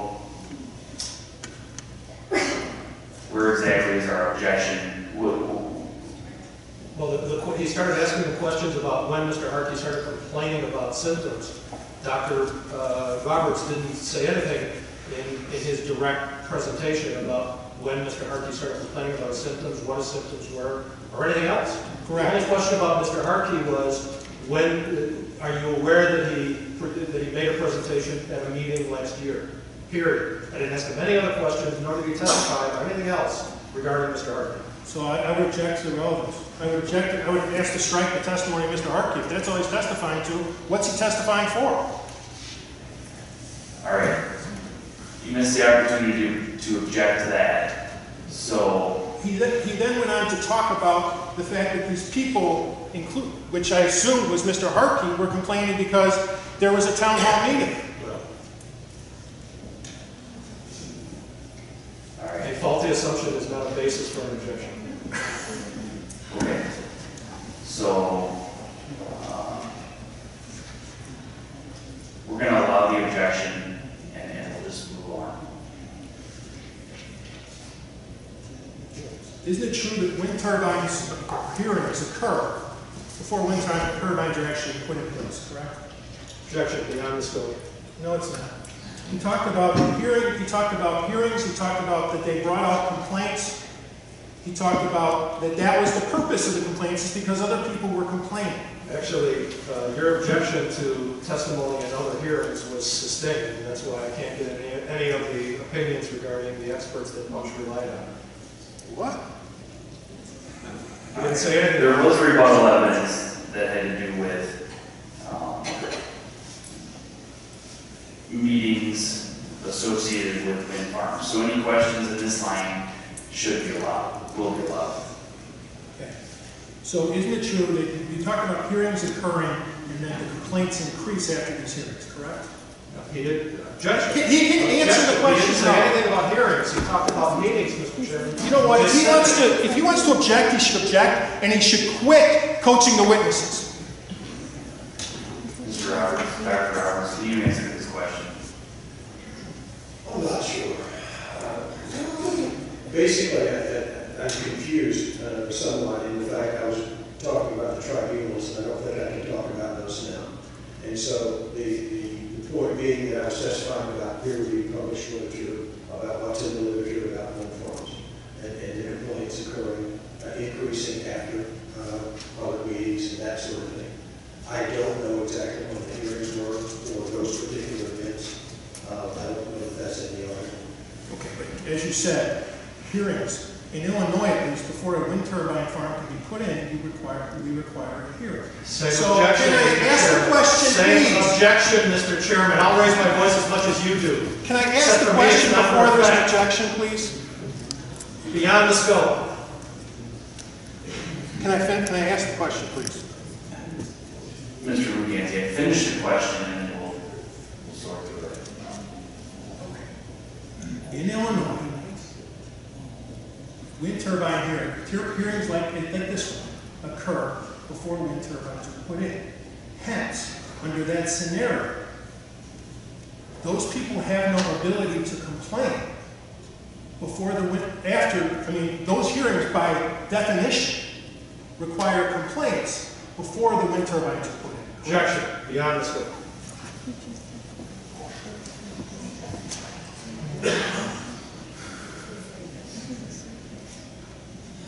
Can you answer that question? Not really. Okay. Mr. Lukan's, can you clarify the question to get it? It's impossible for someone to complain at a hearing that occurs before a wind turbine is put in about wind turbines that are already existing, about wind turbine effects on themselves before the wind turbines are put in. That's incorrect. Okay? That happened in this proceeding where at least two people testified they went somewhere else and felt a sensation of wind turbine. And let's talk about those people. You you said they testified with emotion, and I would agree with you. Is there any reason that you believe that they had that emotion before going out to the wind turbine and having what they thought was an effect? Do you have any reason to believe they had that emotion or that emotional response before they went to the wind turbines? I can't judge that without talking to them. Okay. And in fact, most of those people said they were open to the wind turbines, did they not, in their testimony before going out? That's what they testified to. Okay, and you have no reason, one way or another, to say that they were wrong or they were lying to these. I would not say that they were wrong or lying. I think the testimony has different standards. They were talking to a physician in the privacy of an examiner. And again, you didn't examine any of these people to come up with your opinion. No, sir, I did not. Okay.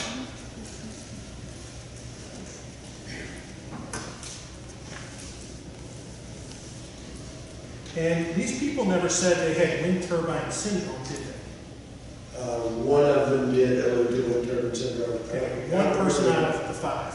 I didn't go back and look specifically for that. I just recall that a gentleman did say that. Did the Bells say that? The Bells? I don't recall. How about Mrs. Kelson?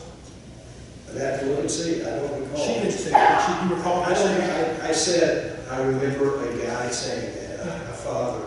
I don't remember the others using that term. Okay. So one of the people who you talked about used that term, not the remainder. I did not specifically look for that, so I can't testify beyond what I've said.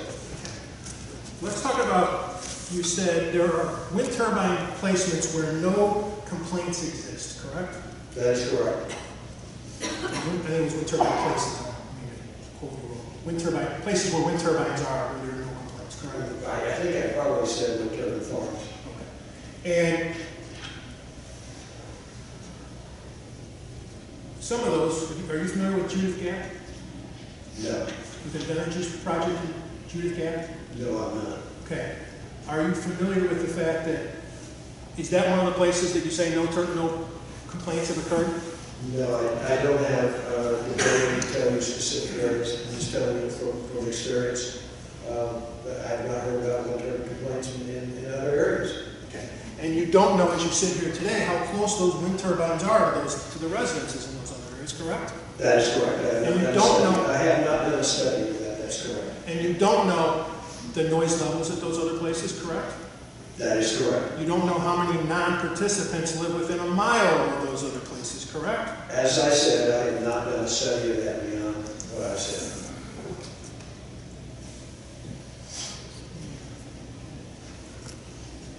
And in fact, the main wind turbines, the original turbines, the ones that were, the first ones were put in the United States, were put in the California desert, correct? I'm not sure about the desert. I know about the Altamont Pass. We've gone through a number of, as I understand it, I'm not a wind turbine engineer, but as I look at the literature, I see an evolution of the types of wind turbines that have been done over time. And they have gotten closer and closer to large population areas, to higher population areas. They've gotten more efficient, more effective, and they've been more. Okay. Dr. Roberts, let me just remind, and Mr. Lugan's remind you both, so stay on focus to the testimony he presented in rebuttal. So in no way, shape, or form did we talk about Judith Gap or the placement of homes or two homes. He didn't allude to any of that. Mr. Chairman, I'm just trying to point out that his statement about wind turbine, where there have been no complaints, that we have no information as to where those are in relation to density, etc. And I think that's a fair statement to make, or a fair question to ask, and that's where we're going with these questions. All right. You said, now I have to go a little further, because you said they're getting more efficient. You're not familiar with the actual, you're not an engineer, correct? I said that originally, that's correct. So you don't know what the efficiency is and how it compares to density? I use that term as a lay individual. One moment, Mr. Chairman.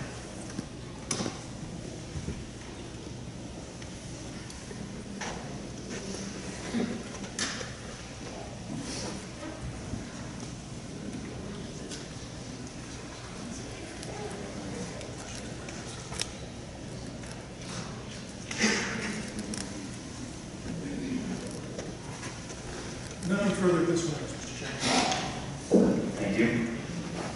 All right. Anyone in the audience with questions for Dr. Roberts? We've got a few here. All right. I want to come back to you guys. Yeah, that's fine. All right, go ahead and please speak up since you don't have a microphone back here. And you're over the box. I had a question. You said, you know, there's need to have doctors to diagnose whatever's going on with these wind turbines. Do you know of any doctor that can correctly diagnose or have diagnosed anyone with whatever you want to call the problem? I have to turn my back to you to answer the question because of the microphone. Let me clarify what I said, is the fact that the symptoms that have been reported need to be evaluated by a physician with a clean slate. There is not a physician that specializes in examining individuals for wind turbine syndrome. Even Dr. Nina Pierpont, who coined the term, did not examine the people that she identified as having the syndrome. So there's not a physician that does that. What I'm saying is, if you have those sort of symptoms, you should go to the doctor, as Dr. Ellen Bogan talked about when he testified, to make sure you don't have some underlying condition that can be treated. Okay, I guess also added to that with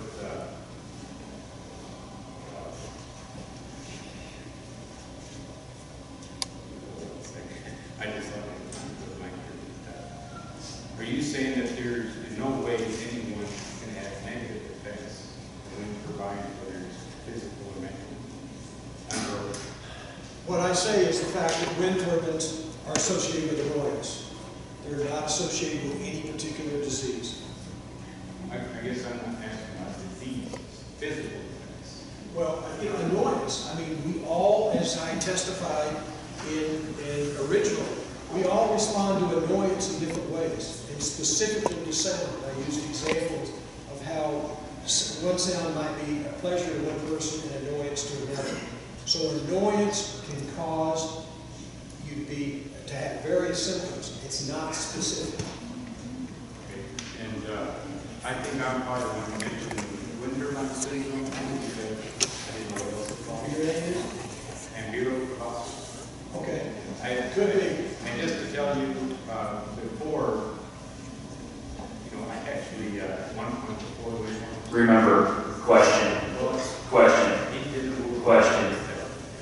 I guess that was my main question is, I just want to know if you are denying any effects, any negative effects under oath. Under oath, I'm saying that the data shows that wind turbines have been associated with annoyance. But there is no peer-reviewed published literature that confirms that wind turbines are associated with a particular disease. Why aren't there more studies being done by someone like you? Well, one of the things is the fact that research is being done. As I pointed out, there's now research where they're actually taking the sounds from wind turbine farms and exposing individuals to them. Researcher named Crichton did it originally, and now there's been another study since then where they take it and put it in the lab so they don't see the wind turbines. They recreate that sound, if you will, in that individual. And they've also then used videos and various bits of information to suggest adverse effects or not. And they're looking at it to see if that causes if there's a difference in the reported symptoms after that. Number one is they don't see an increase in symptoms of people exposed to the sound of wind turbines in those situations. And what they do see is an association with the nocebo effect, a negative message going into that test. Just one last question.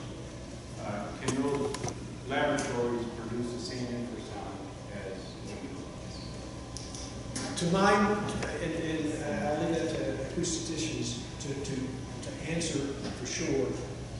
They've taken recordings from wind farms, and they've also done the measurements of pressure to simulate It's not actually scintillating, it's bringing that noise into the laboratory. Yes. That is a yes. Is it the same infrasound as when you're Yes, I understand. Wait, speak up. All right. I'm gonna stop you right here. He has not testified to anything regarding infrasound in anything that you allude to with him in infrasound in rebuttal. So you can go ahead and if you have another question. Well, thank you, but he brought that up. That's the only reason I asked. Thank you. All right. Any others in the audience with questions? John Slow. I need a little background. It's okay with me. Basically, I asked Mr. Hankard one time about the California Ridge study. I asked him if the residents ever recorded complaints when the turbines were shut down, suggesting the nocebo effect. And his reply was, no, I was actually supplied when we were doing our study, one of the residents complained about noise. I was always given that information, and I compared it to the turbine operations and the noise levels that we were measuring at the time, and I found that they understood when the turbines were working. They did not complain when the turbines weren't working. So then I asked him the question. I said, okay, so there was no nocebo effect going on with those residents. To which Mr. Glazer objected and said, I have to object again, it's beyond scope of this witness's testimony.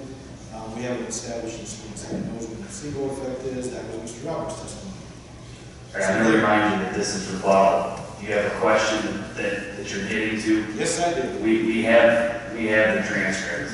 Okay, right. Well, then I would guess what's the answer to that question, which is when the residents from California Ridge called in and complained that turbines were operating, or they called in and complained of noise complaints, while Mr. Hankard's instruments were measuring the sound data, finding when there were IPCD levels, was there a nocebo effect? In that situation, they're not measuring nocebo. Nocebo could be a factor in that, in the fact that they called in the first place. But the thing is, it's really one correlation. What are the complaints, when do they occur, and what determines function. So it's really one correlation, not necessarily nocebo. Right. John, let me interrupt. I think it'll be easier for her if you stand somewhere where she can see you, because she's trying to read you, and I will come over here next to you.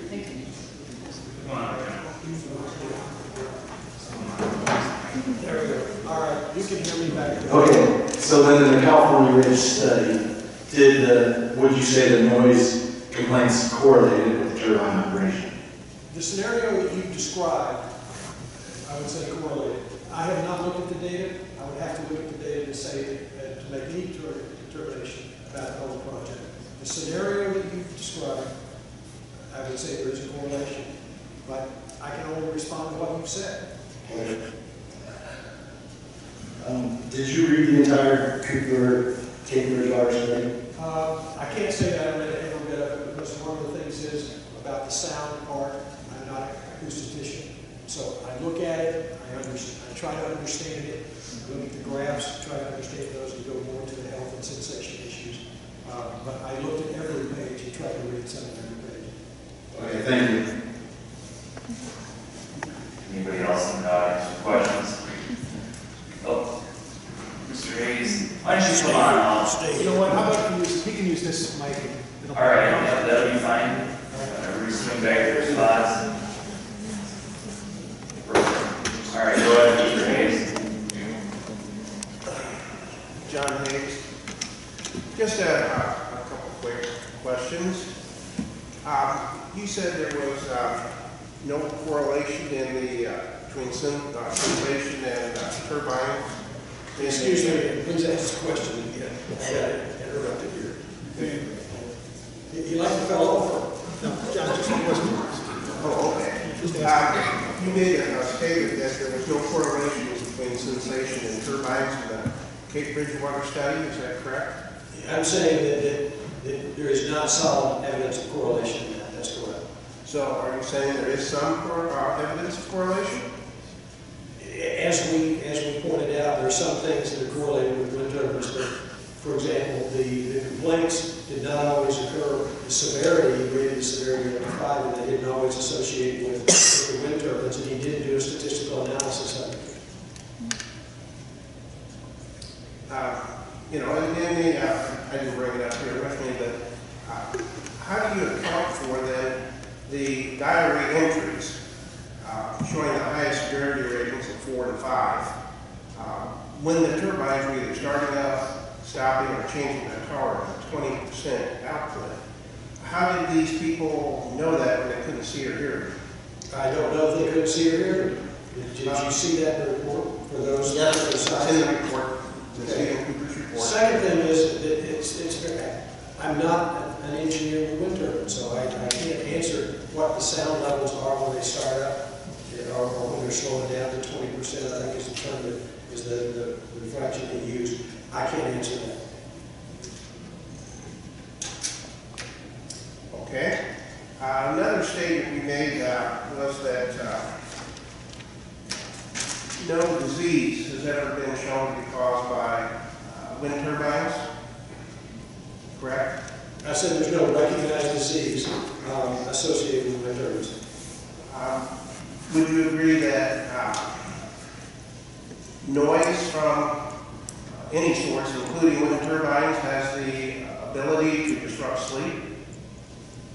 It all depends on the study and the type of noise that you're talking about, but it has been shown in some levels, that's correct. And would you agree that if a person's sleep is disrupted, that this could be harmful to their health? It's a possibility. So, kind of in summary, even though turbines have never been shown to cause a disease, doesn't mean that they are necessarily completely safe and harmless as far as a person's health goes. Epidemiology and science cannot prove the negative, ever. And so if it is not causing a disease, it is not causing a condition, you can't prove that it doesn't. As one question was asked earlier about further research. Research will continue until science decides there's not an association. There's not a disease. That's the way it is. I mean, that's the way it's been with every disease that we have now. And the thing is that there are many diseases that are brought up, that are published about earlier on, observations, maybe like Cooper has made. And science has gone in and looked at it and said, there's not an association, there's not a disease there. So it's not a recognized disease.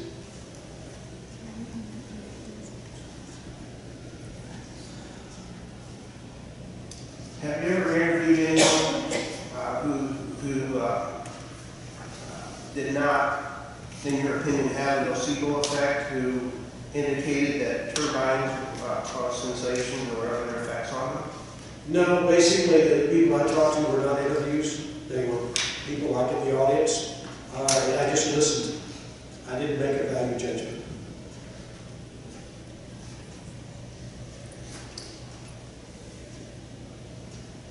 Would it surprise you if you did find someone like that? Find somebody like what? Someone who really doesn't have an opinion towards turbines, who just suddenly, after they came in contact with them in some way, reports something negative about them. That surprised you? You know, one of the things is the fact you have to sit down and talk with the individual and find out what they really think about wind turbines. And so one individual doesn't make a disease.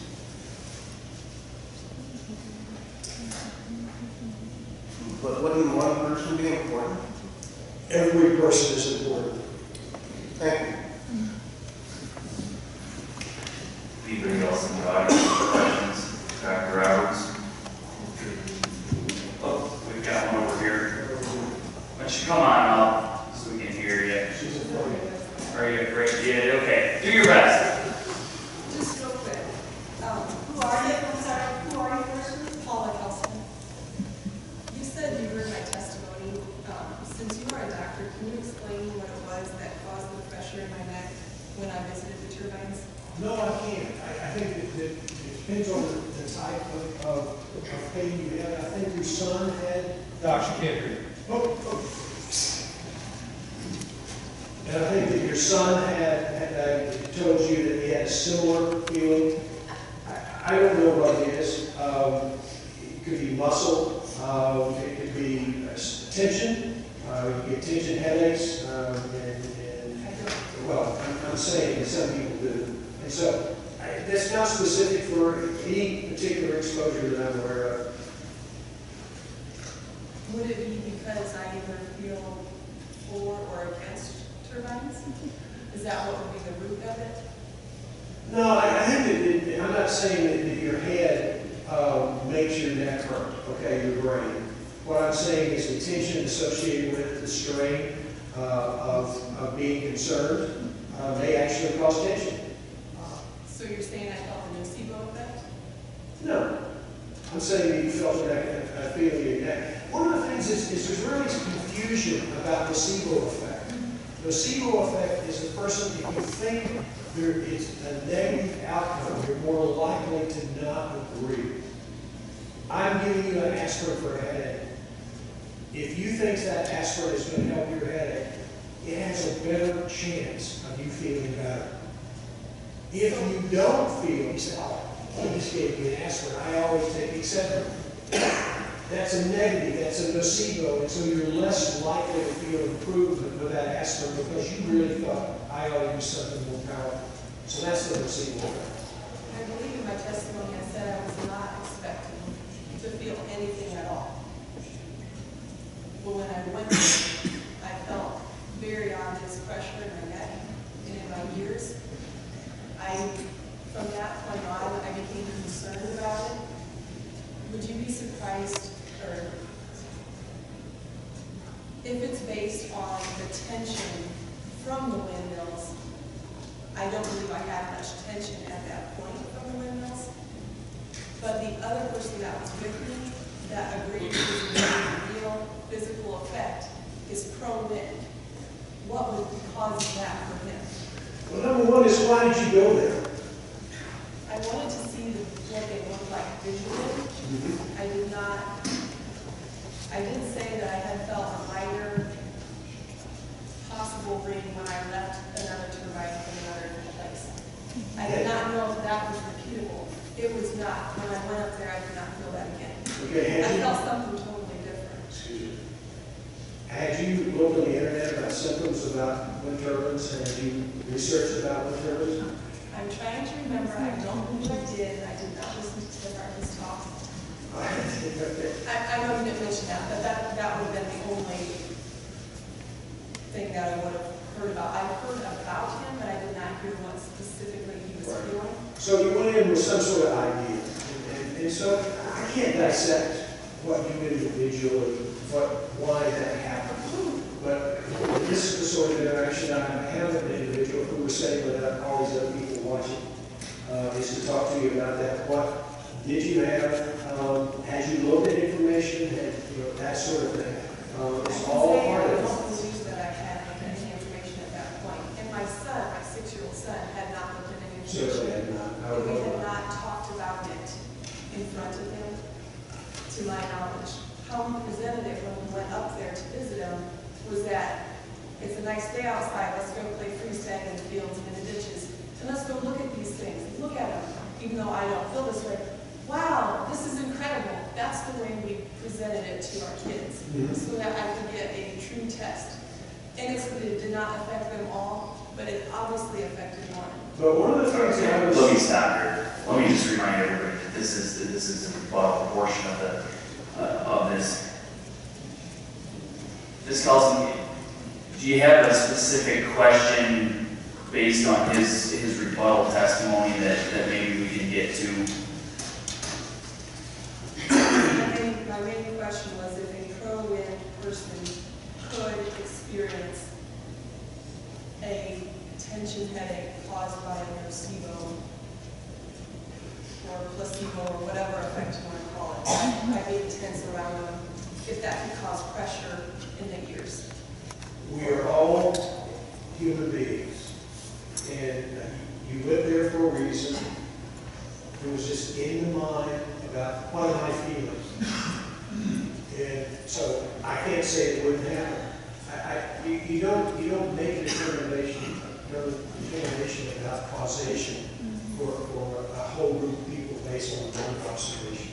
So this other person is key. If this other person who is pro-wind was not expecting to feel anything, and yet he did, where did that come from? I have no idea. I don't either. Or no, I do. Okay, I think. Thank you. Anybody else in the audience with questions? Oh, we got one. I just have one question, Steve Calabash. There's been a lot made of the nocebo effect. Would it not be fair to say that the opposite placebo effect also holds true to people that do not make complaints? Either they're receiving financial gain or something like that that makes them accept these things? It's very possible, because as I said, if there's negative feelings about it, it goes one way. If there's positive feelings, whatever the root of those positive feelings are, that's a possibility. So there's no way to make it that. Well, I mean, I think that the papers that are beginning to come out now, Crichton, Knopper, and Mayfield out of Italy are beginning to gather information about the psychiatric aspects of healthy ones, period. But I would agree with you that placebo effect, going opposite directions and have different factors. Anybody else in the audience with questions? David Slim, February. So if I hate cancer and then I end up getting cancer, does that make it any less of a disease? Absolutely not. Thank you. All right. Any other questions? I've got one here. No. Come on up. I need to be able to hear you.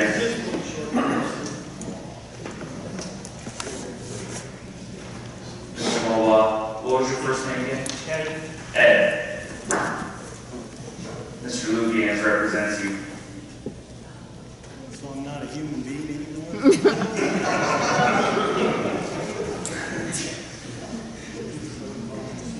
Anybody else in the audience? Not represented by Mr. Lugians, let me be clear. Anybody else? All right. ZBA, do we have any other questions of Dr. Roberts at this point in time? We're good. County staff, county council. County staff, county council. All right. Dr. Roberts, thank you.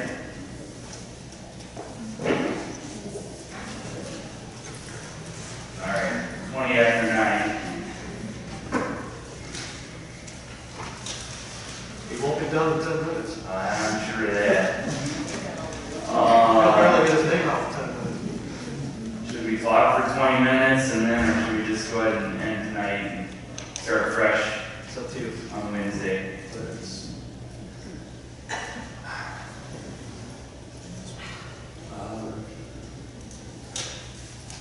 Right now, we have for Wednesday also the Roos. Given the length of his reports, I have a feeling the cross-exam, despite Mr. Lucan's prior relationship with Mr. Roos, will be rather lengthy. I have something very Let's short. try and take a few more shots while we're just saying something that makes no sense.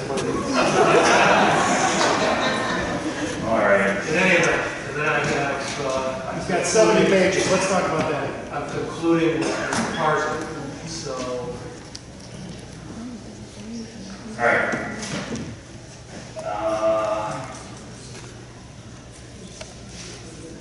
Why don't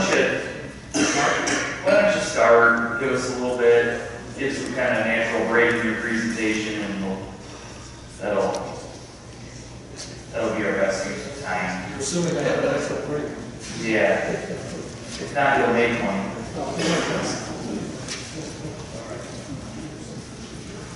We will have to discuss the motion well on Wednesday. For those here, our next meeting is Wednesday, the 29th, 6:30, and it's here. And for those that might have missed earlier, there's a meeting on May 7th it's at 7 o'clock and it's here, because we've got another meeting to take care of at 6:30. All right.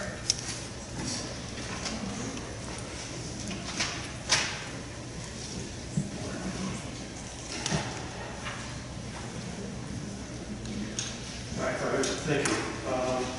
Very quickly, first, Mr. Hankard, you were asked some questions earlier about Exhibit 16B, to some extent 16A, the relationship between those, and specifically whether or not, I think this was from Mr. Cornell, when you show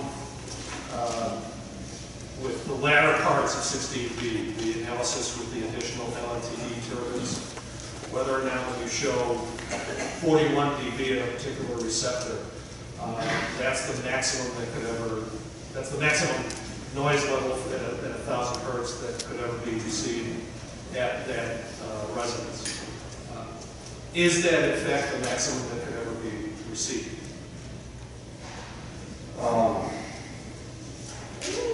Based on our modeling and our Objection, what is this rebuttal? His own testimony? Clarify. No, it's The rule is clarify, explain, his own rebut, testimony? modify. This was in response to questions from the ZBA. So, it's his testimony.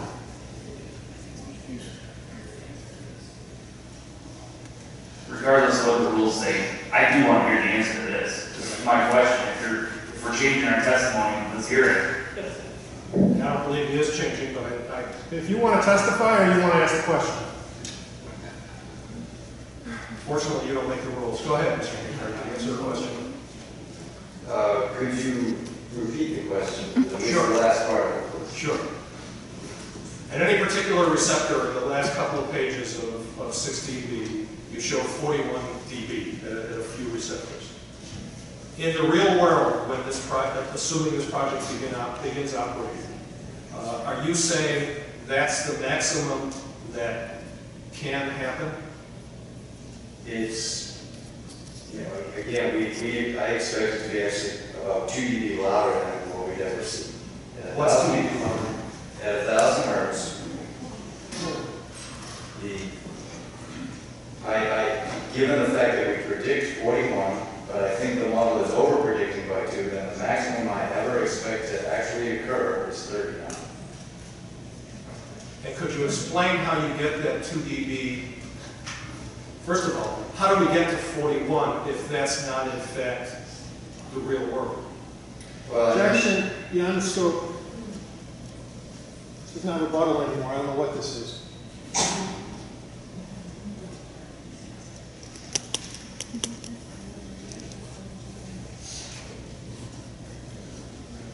Mr. Hankard, just go ahead and continue with this. This is important to the hearing process. You know what? I agree it's important, but it's also their burden, and they should have raised it in the first hearing, in the first set of opportunities, instead of in rebuttal. This is in response to questions that were raised this evening. These questions were, due to the process, these questions were raised in questions. So these are fair questions to ask and answer at this point. Plus, they are our questions. Yes. So, well, I believe the question was, how did we get to 41? How do you explain the 2 dB difference between what your model shows and what you say will be the real world level? Between 41 and 39? We get to the 41 vis-a-vis the conservative nature of the predictions. And comparison of those, of that method that we used, comparison to what we measured at Cal, which shows that the model at 1,000 hertz is over-predicting by 2. So the difference is the model is based on assumptions. We made very conservative assumptions. And the 39 is reality. Hopefully that answers the question. Does answer my question.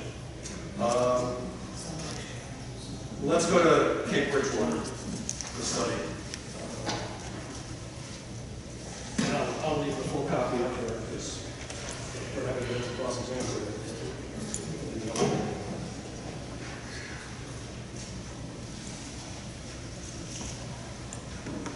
You reviewed Jerry Punch's testimony regarding the Cape Bridgewater study? Yes, I have. Have you reviewed the study? I have reviewed the study in depth, yes. I'll ask you the same question I asked Dr. Roberts. Mr. Punch stated that the study provides definitive proof that wind turbines absolutely cause symptoms in some of the wind farm residents. Do you agree with that statement? I'll keep my answers based on acoustics and levels, and based on the levels that were measured and reported in this study, they do not surpass even the levels of hearing in any way, shape, or form. So I guess if you can't hear it, then it would be hard for me to understand how it happened. Okay, so could you explain the basis for your disagreement with Mr. Punch's opinion? I guess Mr. Punch apparently just takes the Section as to what Mr. Punch apparently does.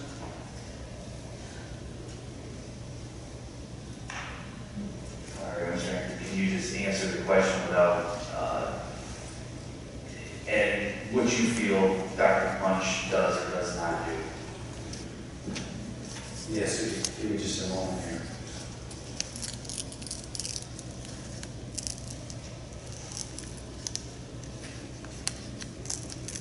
Well, Mr. Punch, I have some of his testimony here. He says, the most important fact determined by the study is there is now definitive proof that wind turbines absolutely do produce or cause physical symptoms in some wind farm residents.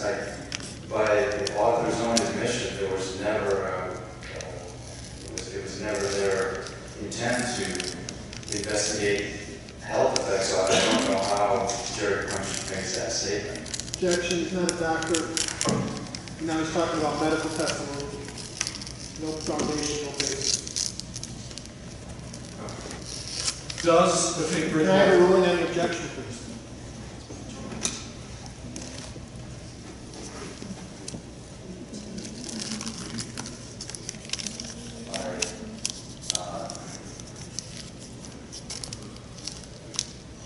We can't allow you to report medical definitions, but at the same time, we will let the records indicate that Punch is not an MD either. He has a PhD in another field, not medicine.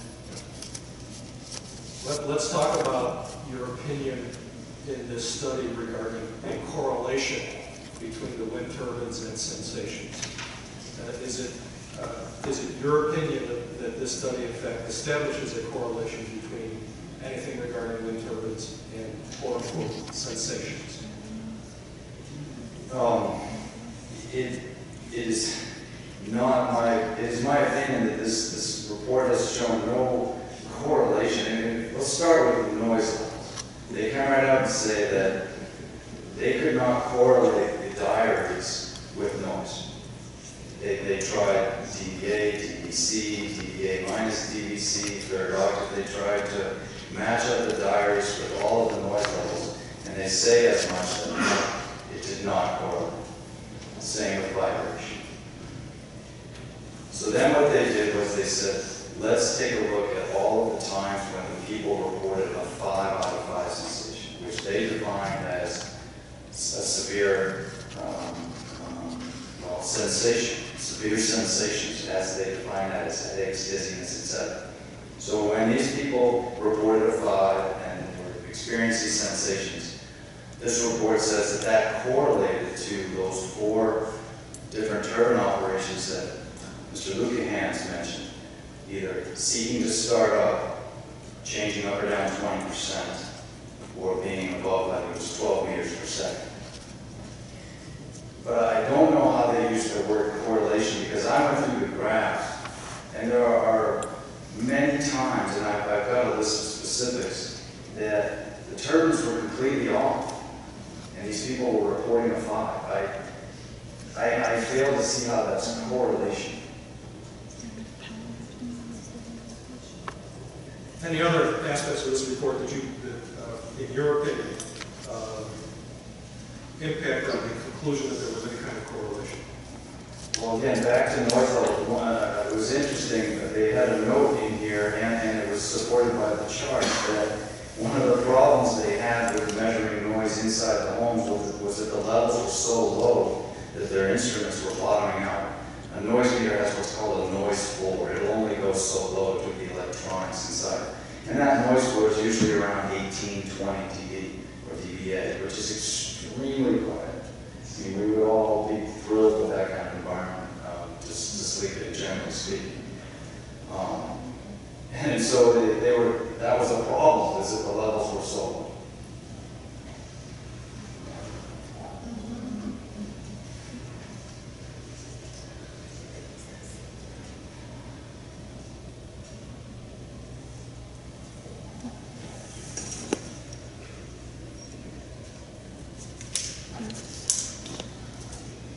Could you give us some examples of specific locations where there was an absence of correlation between wind turbine operations and so-called sensations?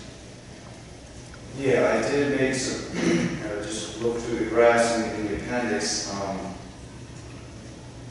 I have, for example, at House 88, there were 3 homes, they labeled them 87, 88, and 89. At House 88, this is reported in Appendix K in the document.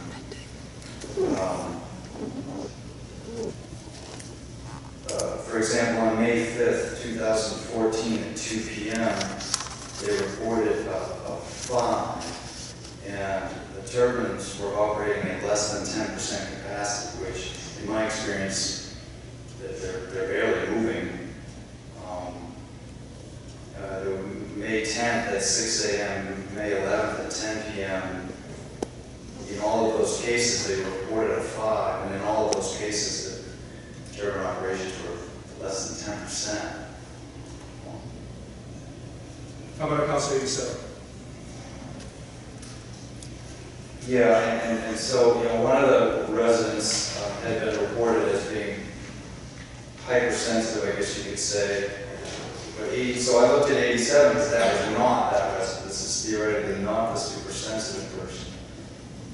And at noon on May 8th, they reported a 5. And in this case, the plant, the chart started, it was basically off. The plant was putting out no power at that time.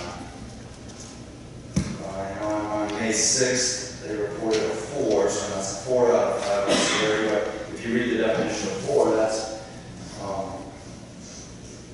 I forget the exact definition, but it was impactful, it was loud, they could hear it, and it was impactful.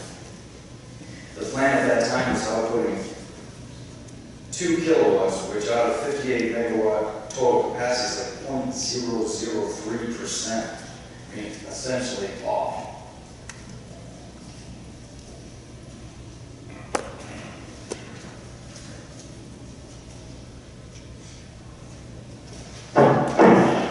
This might be a good time to break, Mr. Chairman. I think I just found an actual break. All right, I knew you'd come through for me on that. All right. So just a reminder, we'll meet again on Wednesday, 29th at 6:30 here. We'll meet May the 7th, and the meeting will be at 7, and it'll be here. Wednesday night, we'll talk about the Meyer. We're going to make a final ruling on the motion for the Meyer, and we hope to make a ruling on the UCLC motion that's been filed as well. Anything else? On the county website, there will be a list set forth for those individuals who are entitled to make closing arguments. Provided those to the attorneys already, but everybody please scrutinize to make sure we haven't left anybody out, or somebody thinks of somebody else who shouldn't be coming in. All right, I think we did a good job too tonight with our rebuttal, working through that process. I think everybody understands it now. We've got a good feeling for how that works, so we'll keep up that. With that, I need a motion to recess. All right, it's a motion. All right, Houston seconds. All in favor? Aye. Opposed?